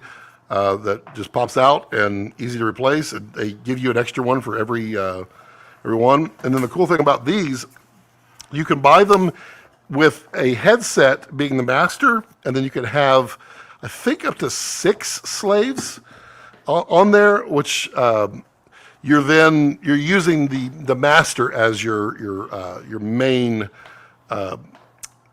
centralized communication. But they also sell this hub, and the hub is cool because you can actually link multiple hubs and have a whole bunch more headsets. You can have up to 8 wireless headsets on a hub and a wired one at the hub. So someone who's there, wherever the hub is, can just use the wired. Then you get an extended range. So you get 700 feet, probably more like 500, depending on how many walls are between you too. That could get cut drastically down. But you can go either side of it. So they're very cool. I really like those. But yeah, check out the review on my YouTubes if you want to know more about them. Have you seen the Cybertruck on Jay Leno's garage? Less hilarious than when he drove the Tesla semi. Yeah. I mean, he's kind of chilled out a little bit after he got caught on fire. Poor guy. And he's not a spring chicken either. He's getting up there. But you know, gotta love the guy. He loves his cars and he knows about his cars. The semi is an interesting one. I don't know how well that's ever going to work. They want it to. It'd be nice if it did, but I don't know if we ever have enough battery for it.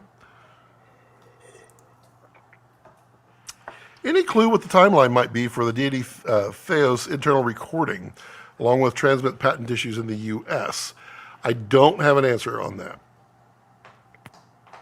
I know they're working on it. That's all I know. All right, let's see here. What do we got? We got. This is the most active y'all have ever seen. Look at that. He's got nothing left of that bone. He's obliterated it. And now, because it's so small, he'll let me pet him. Hey, buddy, was it good? Was it good, buddy? Would you like that? Yeah, you did. You did. He's all happy. Oh, there's a little bit of that bone. Yeah, good boy. You want to be back on the carpet now? You can be on the carpet now. Here. Ooh. Oh, what I hit? Okay. You can be on the carpet now. I just don't want the grease on there, bud. And you are a messy eater, dude. I'm telling you. Yeah, whenever you're ready. We made that mistake one time. Gave him a bone. He went straight to the carpet and just left this grease spot on the carpet. Thanks. Michael says, any news about the small HD and the 9-inch red DSM-3? I don't think there's going to be a 9-inch. He talked about that one. He said there really wasn't that much demand for it. I don't know about the small HD, but I mean, I know stuff's coming soon. As soon as they can get it done. They were hoping by Christmas. I just want the Deity PR2.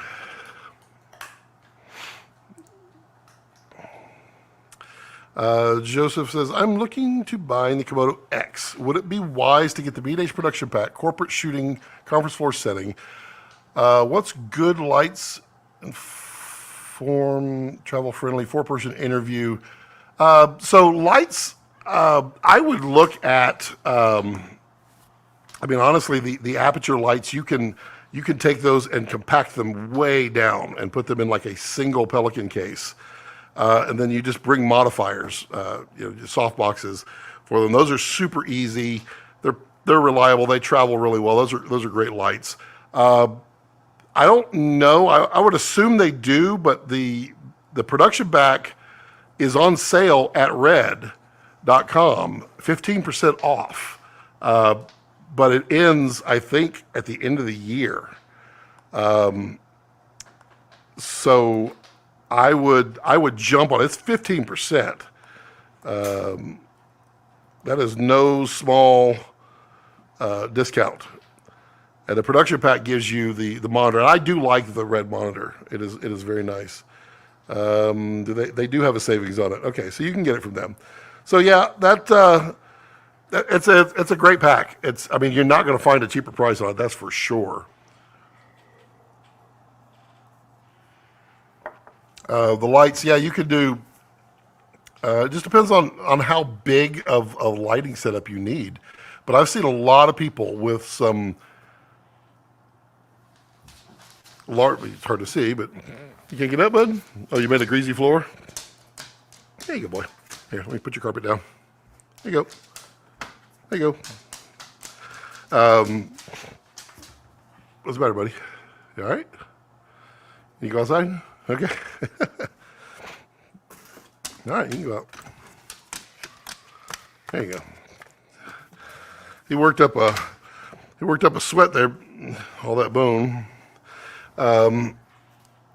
Yeah, you can find a lot of different like compact kits that people are just like really condensing everything down. And milk crates. I mean, they're not quite as easy to travel. You can't fly with those, but I mean, it's kind of cool. Any kind of lights like that. Nanlite makes some that are just as good. You can do that. The thing is, you want to be able to have enough power to overcome wherever you are. So, like, some people will travel with like the 60s. That's a mid shot at best, and it's for one person. You're not going to get two people in an interview with that. Phil says 5 inches happening. Oh, I'm pretty sure it's happening. But what he said is the EVF is happening first, hopefully for Christmas, and then sometime after will be that really needed for the Komodo X, in my opinion. Well, Phil, I don't know how to say this nicely, but you're a young pup still. As you get to Santa's age here, that 7-inch, you're going to be wanting that bad. I mean, I used to love 5-inch monitors. They were great. Then my vision went to poop. Any recommendations on new audio in the meantime, or just stick with my... I mean, there's nothing wrong with the G3s, dude. They work like a champ. Stick with them until there's something that makes you want to buy. And that's the best I can tell you. Also, V-mount or gold mount, that is completely up to you, dude. If you are going to be on a Hollywood set, or if you're going to be on the East Coast set, then they're going to whine at you for having V-mount.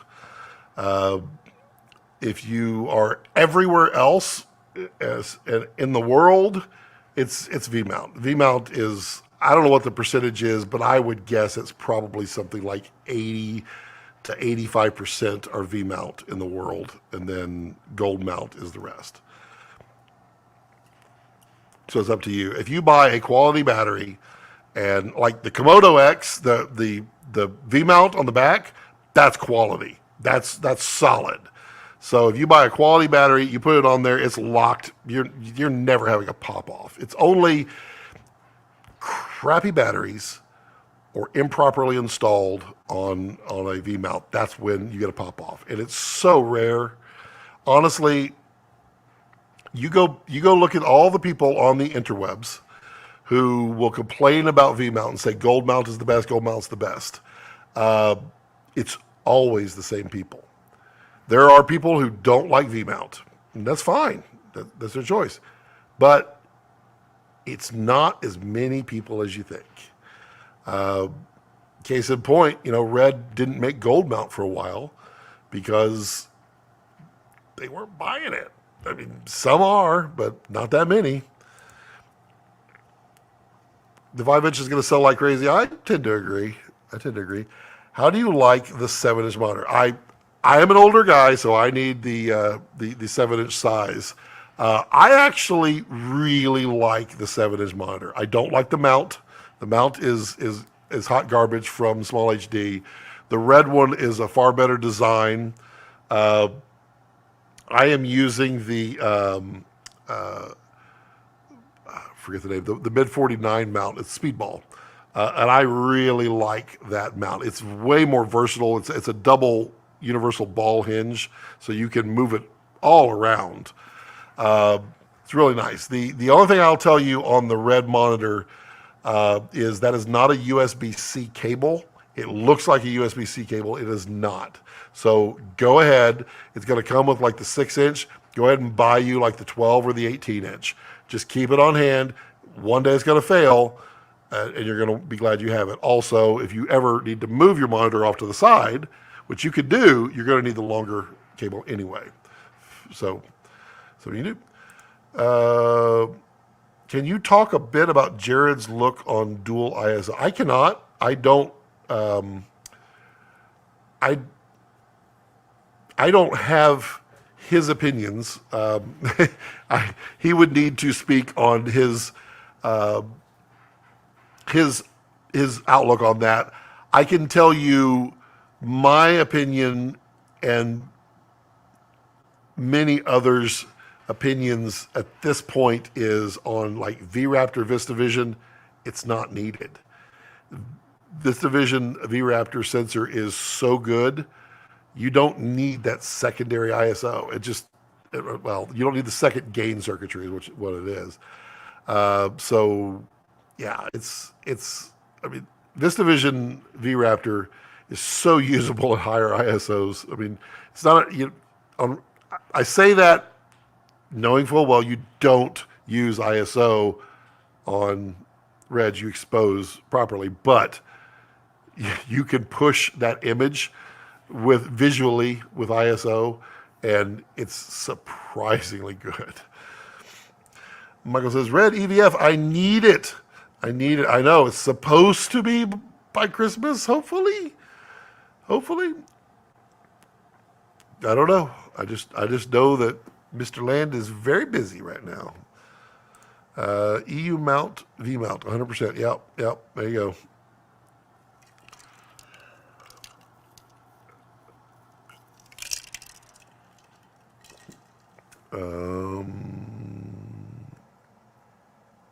Oh, okay. I was like, why are these not showing up?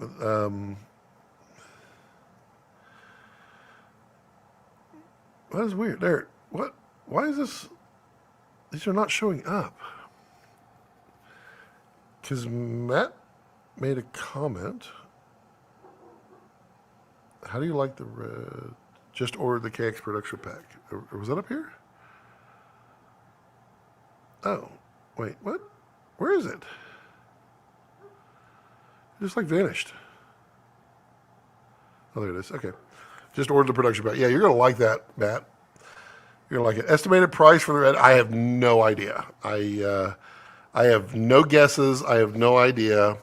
I have not seen anything despite what he says that I have. I have not. But yeah, it's going to be cool. I mean, estimated price, my guess, it's probably going to be close to what the other EVFs were before. So they're not going to be cheap.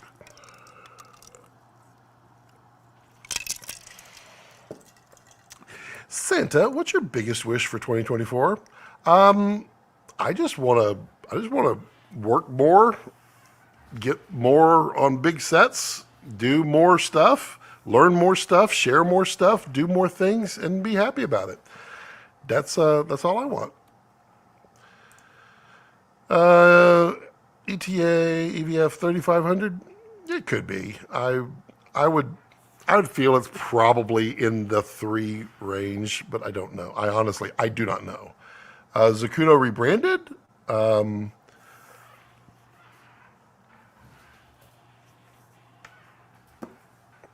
didn't see anything. I don't know. I didn't look internally. If anything I didn't see, I don't know. I don't know, honestly. I'm a bad person, Isaiah. Do you ever transport your reds semi-rigged? Sattler, Dr. Bag, I know Shape has it. I almost always transport my reds rigged. Not semi-rigged, rigged. The only exception is I pop the monitors off. Other than that, that sucker is built out and ready to go at all times, because that's how I work. I work really fast. When I see something, I want to be up and running in a couple of minutes, going, and I don't want to be building anything. And it's mind-boggling. Since I am almost always handling my own gear, I'm OCD. I protect it really, really well. I do. I take care of the stuff. I don't bang it around. I know, like I transport backpacks a lot. I use 2 backpacks all the time for either it's fully rigged with a lens ready to go battery, or it's mostly ready to go. Just need to add a battery, need to add a lens, pop the monitor on. They're in those backpacks, and I know, and I pack them in such a way that they can be a little bit rough handled, but you can't just throw them. If you throw them, something's going to break. But I don't let anybody, grab my backpack. When I rent them out, they go in Pelican cases because people don't treat rented stuff the same way.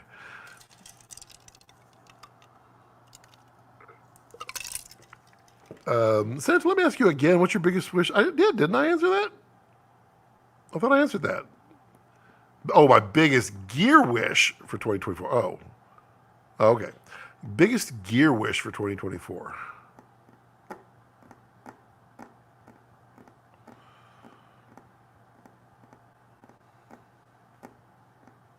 I don't know.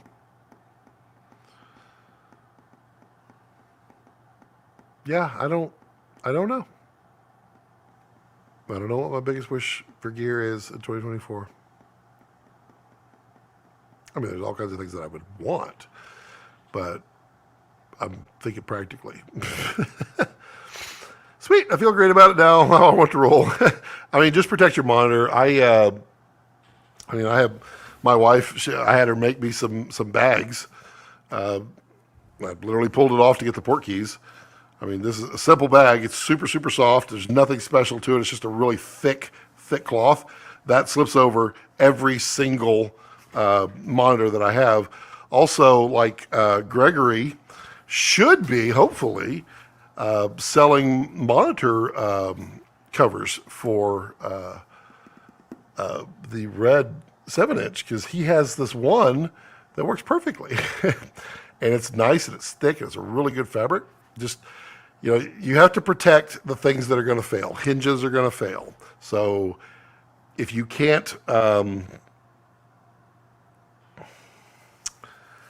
if you have your monitor up top and you fold it and it's separated, you got to put something in there. If you're going to leave that monitor on there, you got to slip something in between, a big thick piece of foam, and then push it down on top.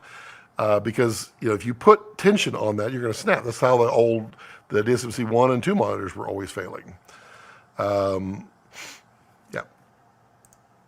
Ollie says micro V mounts really changed the game for the last. I agree. They are so good and so tiny, and they're going to be cooler. Did you build a custom case for it then? Custom case for what specifically? What are you asking? Are you talking about the build outs? I'm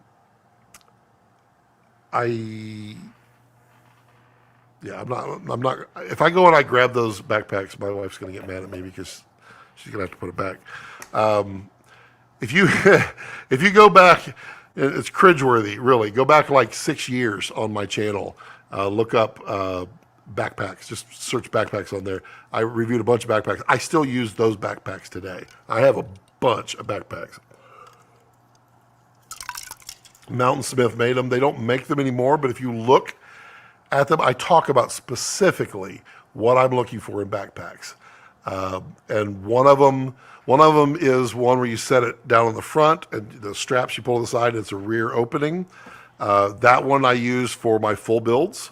And then my partial builds are my all-around kit. So if I need to hike somewhere, and I need a bunch of stuff with me, a couple of lenses, all of that, then I use the Borealis, which has 2 sections. It has a bottom section that I can fit the full body, a couple of lenses in. And the top section, I put my NDs and some batteries and all that stuff up there. I can fit a lot in a backpack. And that's how I travel. When I fly with my cameras, that's how I travel. They go with me. Opinion on the Kippertie EV locking mount. I don't have an opinion on the locking mount. I have not used it, but I mean, Kippertie doesn't make bad stuff, so you know you're going to be fine. The only thing you need to be careful on the Kippertie stuff is the monitor mount on the Red sticks out the front. So, like the Revolva, anything that's going to be tall is going to hit it. So be careful on that. Joseph says, also looking to upgrade lav mics. What's your go-to? I've been using the Countryman B3s, but I want to upgrade to Rode Go 2s. If I'm a one-man band, what's the best quality Rode lavs? Suck. They do suck. So there are some really good lavs out there that are much better than all of those above. And lavs are like C-stands.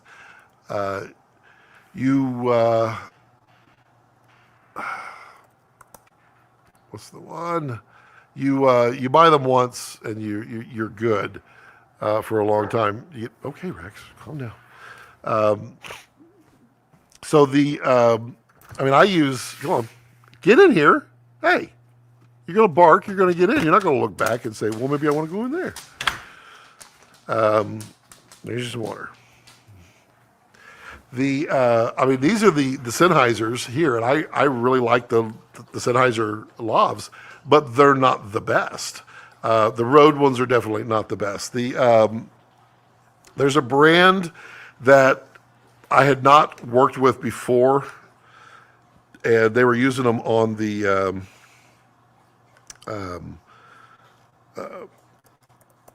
feature, and happened to be rooming with the sound guys, which is really nice.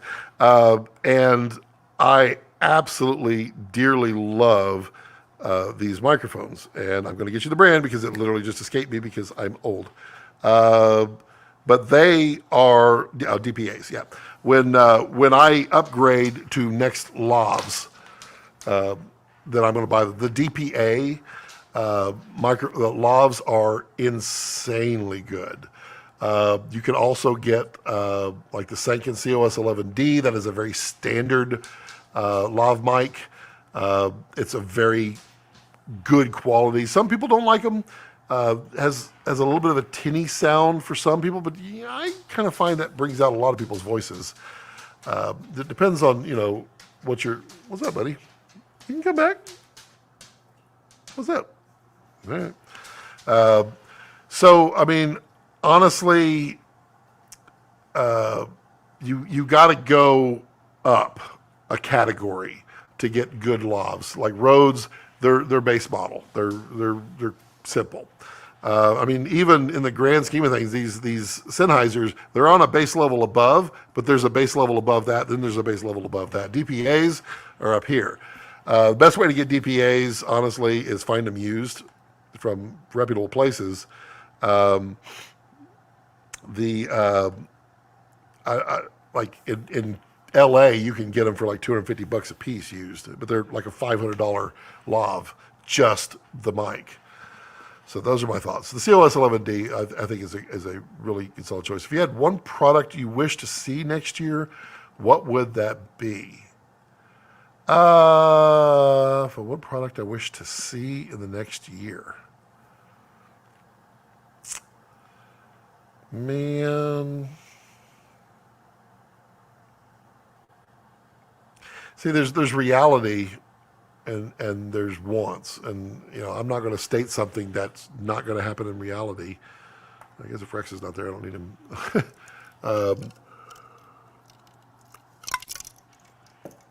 I mean, I would love to see a VistaVision global shutter sensor. I think that would be really slick. I'd love to see a V-RAPTOR Plus, something with even more frame rates, double the frame rates. That would be awesome. I don't think that's going to happen. but you never know. I would like a full frame Canon 42 plus megapixel mirrorless that will shoot 8K and not be $3,000 or $3,500. I'd like to be in the $2,000 range, and I would like it to not use those little batteries. I'd like it to use the standard LP6Es. LO DPA 4060 all the way. Yeah, DPAs. Yep, there you go. What do you do for super telephoto? I go for PL all the way, but I still use my Canon 100 to 402 or 70 to 200. It's damn expensive, but the super tele PL mount lenses. So yeah, I mean, if money's no object, the 50 to 1000 Canon is what I'm going to go with every time. That's not the way reality works. The 100 to 300 from Canon, the 2.8 is 2.84, right? No. 200 to 400, 5.6. That's a solid lens. I just did a review on an older FD 800 millimeter, f5.6. Fantastic lens, and you can buy those things for like $1,200, $1,500. My telephoto, if it's short telephoto, the 70 to 200 Canon f2.8. Mine's a Mark II. Fantastic. I also heard that Canon is now going to be coming out next year with the 70 to 200 RF 2.8 L glass that is internal focus, or internal zoom, sorry. I do not like telescoping zooms. I just don't. But that does not mean that I do not own one, because my current go-to for super zoom, IRIX, I can put you back on now. Boop. Oh, really? You're not going to be there. You're going to be, there you are. You lay back down. The 100 to 500 from Canon. It is a variable aperture, unfortunately, because it goes to like f4 to 7.1. But my God, is this thing sharp? It's like the 70 to 200, which is one of the sharpest lenses ever made. It's that level of sharp. And it goes to 500, and I have the RF2X on there. 1,000 millimeters on this, on a Super 35 sensor, sharp. It's scary. And then I will show you when I had to return the borrowed 800 millimeter Canon, which I dearly, dearly loved. I immediately was on a quest for what is the way that I could get a telephoto that long affordably. And surprisingly, I have this. This is the Celestron on the XLT 102 ED. So it has the ED coated optics. It's like a 970 millimeter focal length. And it's like an F, it's either 9 or 11. So you're not doing any low light with it. But, oh man, it can really, really get up close. And I was shocked at how clean it was. And it is a horrible lens to operate, because it literally has a rack and pinion focuser on it. But man, is it cool. So that's a long answer to not answer. I had the Sigma 150 to 600. It was good, but it had a little CA. And when you put a doubler on it, it gets a little funky. But it worked. The 7200 EF with a 2X, still super sharp. Excellent. So those are my choices there. Danish, yes. Carrying a red cam, all rigged with plates, batteries, lens, monitor, mic, external HD. We don't do external HD. Would you demand a weird case or thinking XENG? No. I put it all in a backpack. That's me. VistaVision Global, yes. V-RAPTOR Plus, oh yeah. Full frame Canon 42 plus budget. What about audio? I think we should be getting close to a point where we should be able to get a Sound Devices mix pre for half that price. Maybe it's not from Sound Devices, but the quality from everybody else is coming up because technology is improving. I mean, if you could get, I'm not opposed to the Mix 3. I like them a lot. They're a little pricey. They're not that bad actually, but you could get like a Mix Pre. Was it the 6? Get something like that for $2,000. That'd be slick because what is that, 3? I think it's 3 right now, so that wouldn't be bad. Sound Devices would be great for audio. I always like them.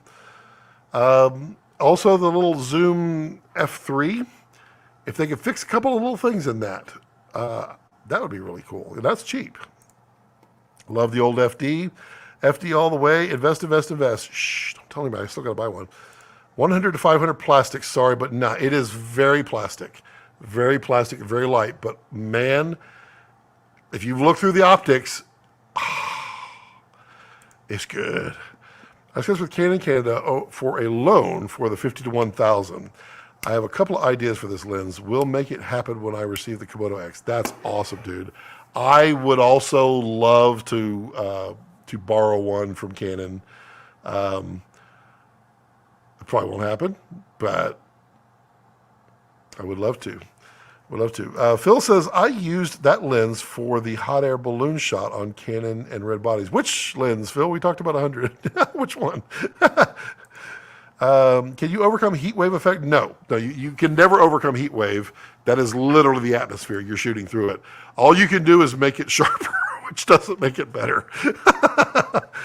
I mean, the reality is, if you're on a hot summer day, you're not going to shoot that far. You just can't. It's because you're just going to get so much of the heat coming off the ground, unless you're shooting in the air, I guess. The production pack on the red side is $12,745 with a discount, the same price as the B&H side, and I have the paper card, which is awesome, premium. Yep, then buy it where you can. I wasn't sure if they had it. I looked, they did. So,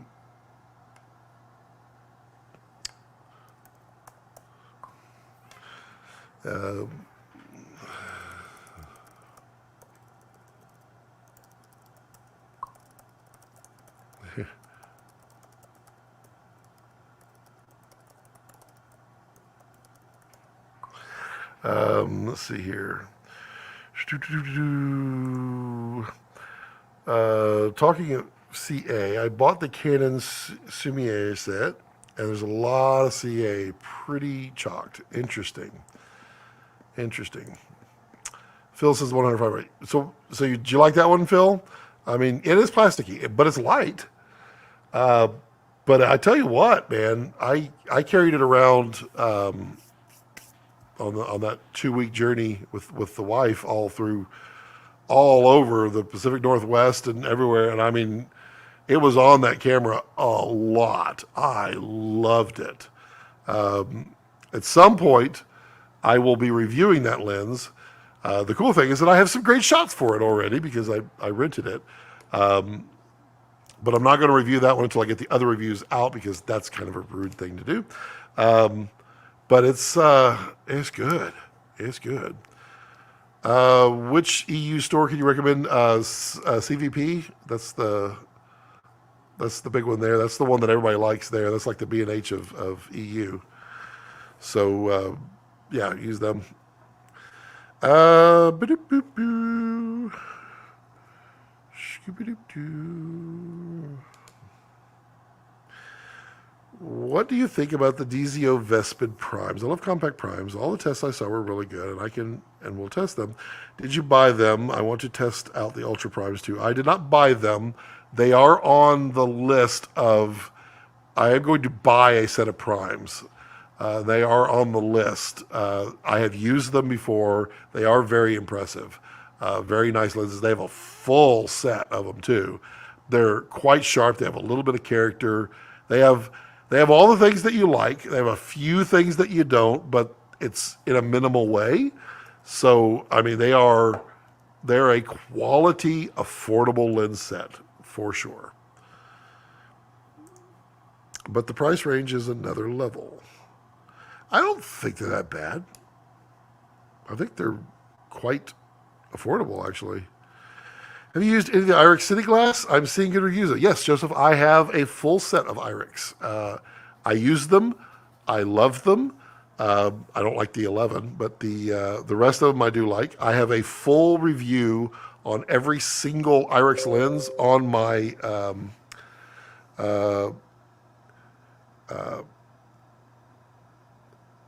on every lens on my channel. So you can search for IRIX.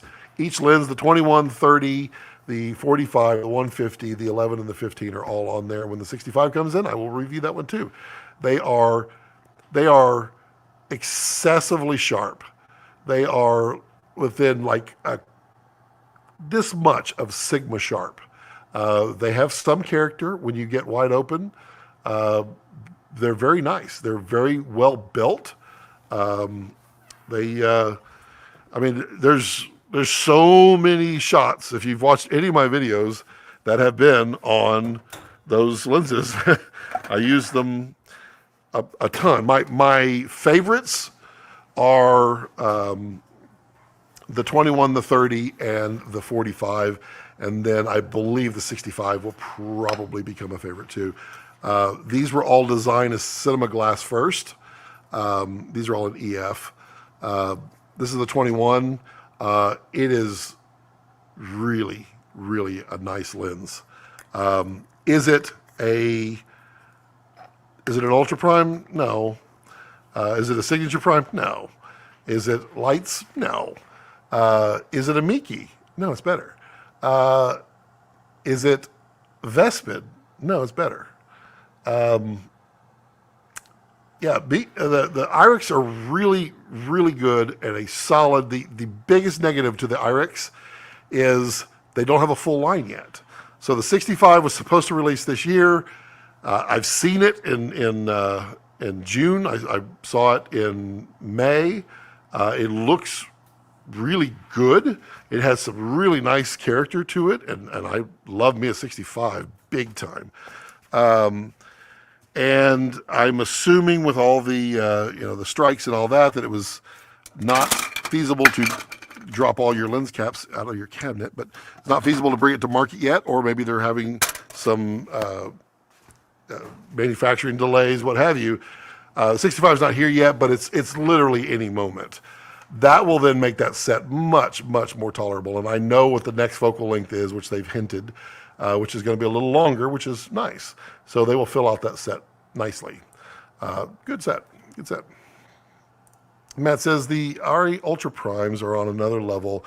Opinion. I like the Ultra Primes. They're very nice. Very, very nice lenses. Very sharp. Very sharp. Do you know of a place to convert FD to PL in a lower price range? So that's a tough one, Michael. So PL, in order to get into the FD, well, there's a bunch. If you search it on Google for like your standard ranges of glass, you could get the conversions a couple $100. For the longer telephotos, they actually have to cut the lens and mount up. They have to solder in some adapters in there because the PL and FD, you have to bring the PL 10 millimeters closer. So it's a little tougher. And for whatever reason, those longer telephotos are even more challenging. That 800 that I borrowed was a PL converted. It was converted, I think, like 15 years ago. It cost a ton of money back then, but it's yeah, it's cool.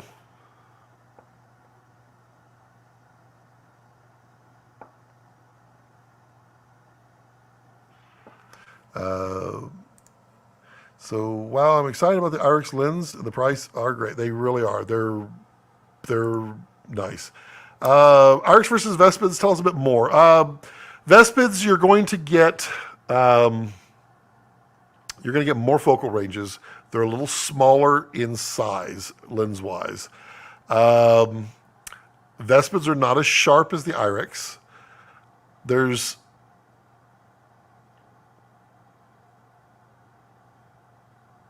a little more character in the Vespids.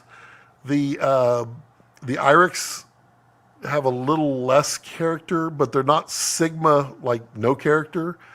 The best way with the IRIX to get character is to just put them all the way like that, T15.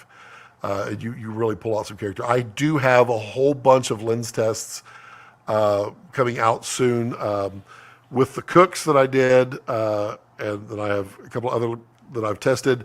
I'm still putting together all the reviews on them. Sorry. I have all of a bunch of the same shots for all the different lenses, so we can compare apples and apples. Now, as always, I will not compare lenses in reviews. Lenses stand on their own in my reviews. However, I will be putting out a comparison video that is not me reviewing these lenses against each other, but basically showing here's these lenses all shooting the same scene and the character. So there's that. So it just depends. The Vespids, if you want a full set and you want them now, the Vespids, they're not bad. They're a good value.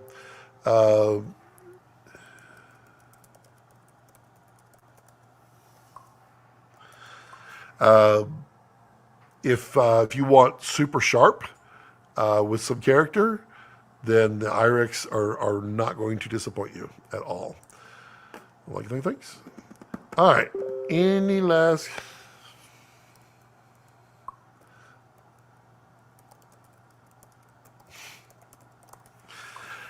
Any last questions? Anything before I go and go have some delicious meal, because we're making what is it called? It's called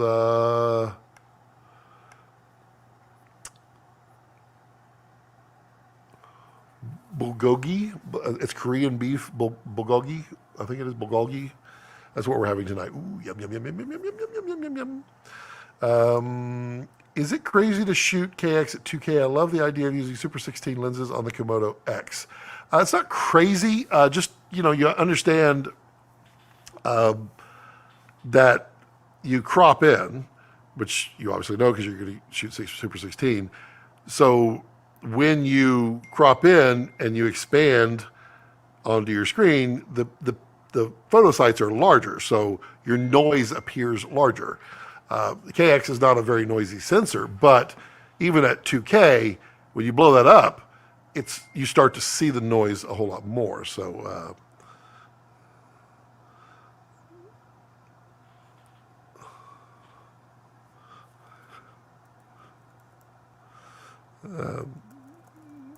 it's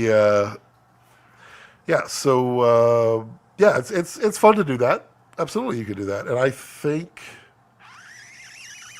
Yeah, that would be right about right. Mark says, Merry Christmas to you and the family, my friend. Thanks for all you do. Mark, Merry Christmas to you and your family as well. And thank you for being out there and, hanging out all these years. We've had some fun times together. We've eaten tacos. We've done it all. You've watched me fall in a chair in slow motion. It's a wonderful thing. Have you tested a new transmitter recently, and do you use them often? Are you talking about wireless video? The one that I've been using, the Axoon, works really well. and also the Hollyland Mars system works quite well. We use the Vaxis on the feature.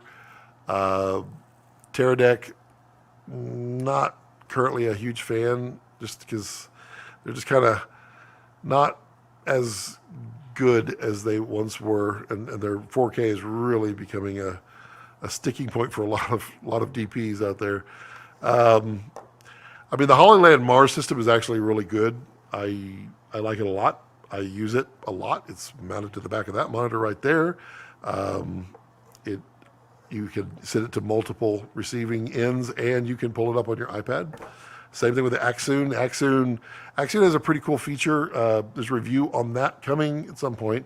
But the cool thing, and this is what the DP did on the feature, was every single time we rolled, he was rolling on his iPad. And he's got the Axoon going in there, and he's using the app, and he's rolling, so he can go back at any point and look at any take, anything, and he can see it right then and there instantly. It's amazing. It's awesome. It's a great feature of the Axoon. Yeah.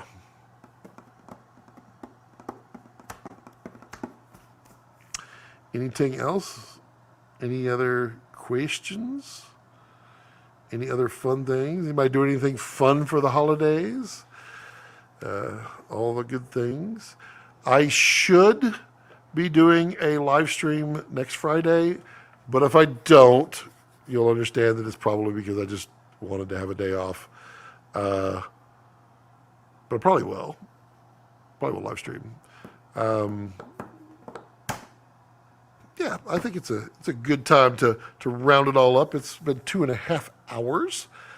Yeah, so all of you, thank you so much for joining in and just hanging out. Just listen to me babble and rabble and go on and on about salt and pepper, which you can buy down below at Scotty's Smoky. Well, it's Scotty B Goods, ScottyBGoods.com. Love to see an order come through from you. If not, no big deal. It's really good stuff. If you want to be a channel member, that's awesome. Appreciate each and every one of my channel members out there that support me every month, and it's wonderful. Even Rex is like, oh shucks, oh, come on. I appreciate each and every one of you, because it's kind of a lot of fun to sit out here and just hang around and chit chat with friends and learn from other people too, because it's just me sitting here, and my puppy over here was cleaning his face. And we just kind of hang out. But everyone, if I don't talk to you, have a wonderful holiday, whichever one you celebrate or not at all. Have a fantastic New Year, but I'll probably be here next Friday. And peace, love, and hugs, and all those wonderful things. And as always, as I like to leave it, don't let your passions center around your life. Let your life center around your passions. Bye, Santa. Bye, everyone. Have a good weekend.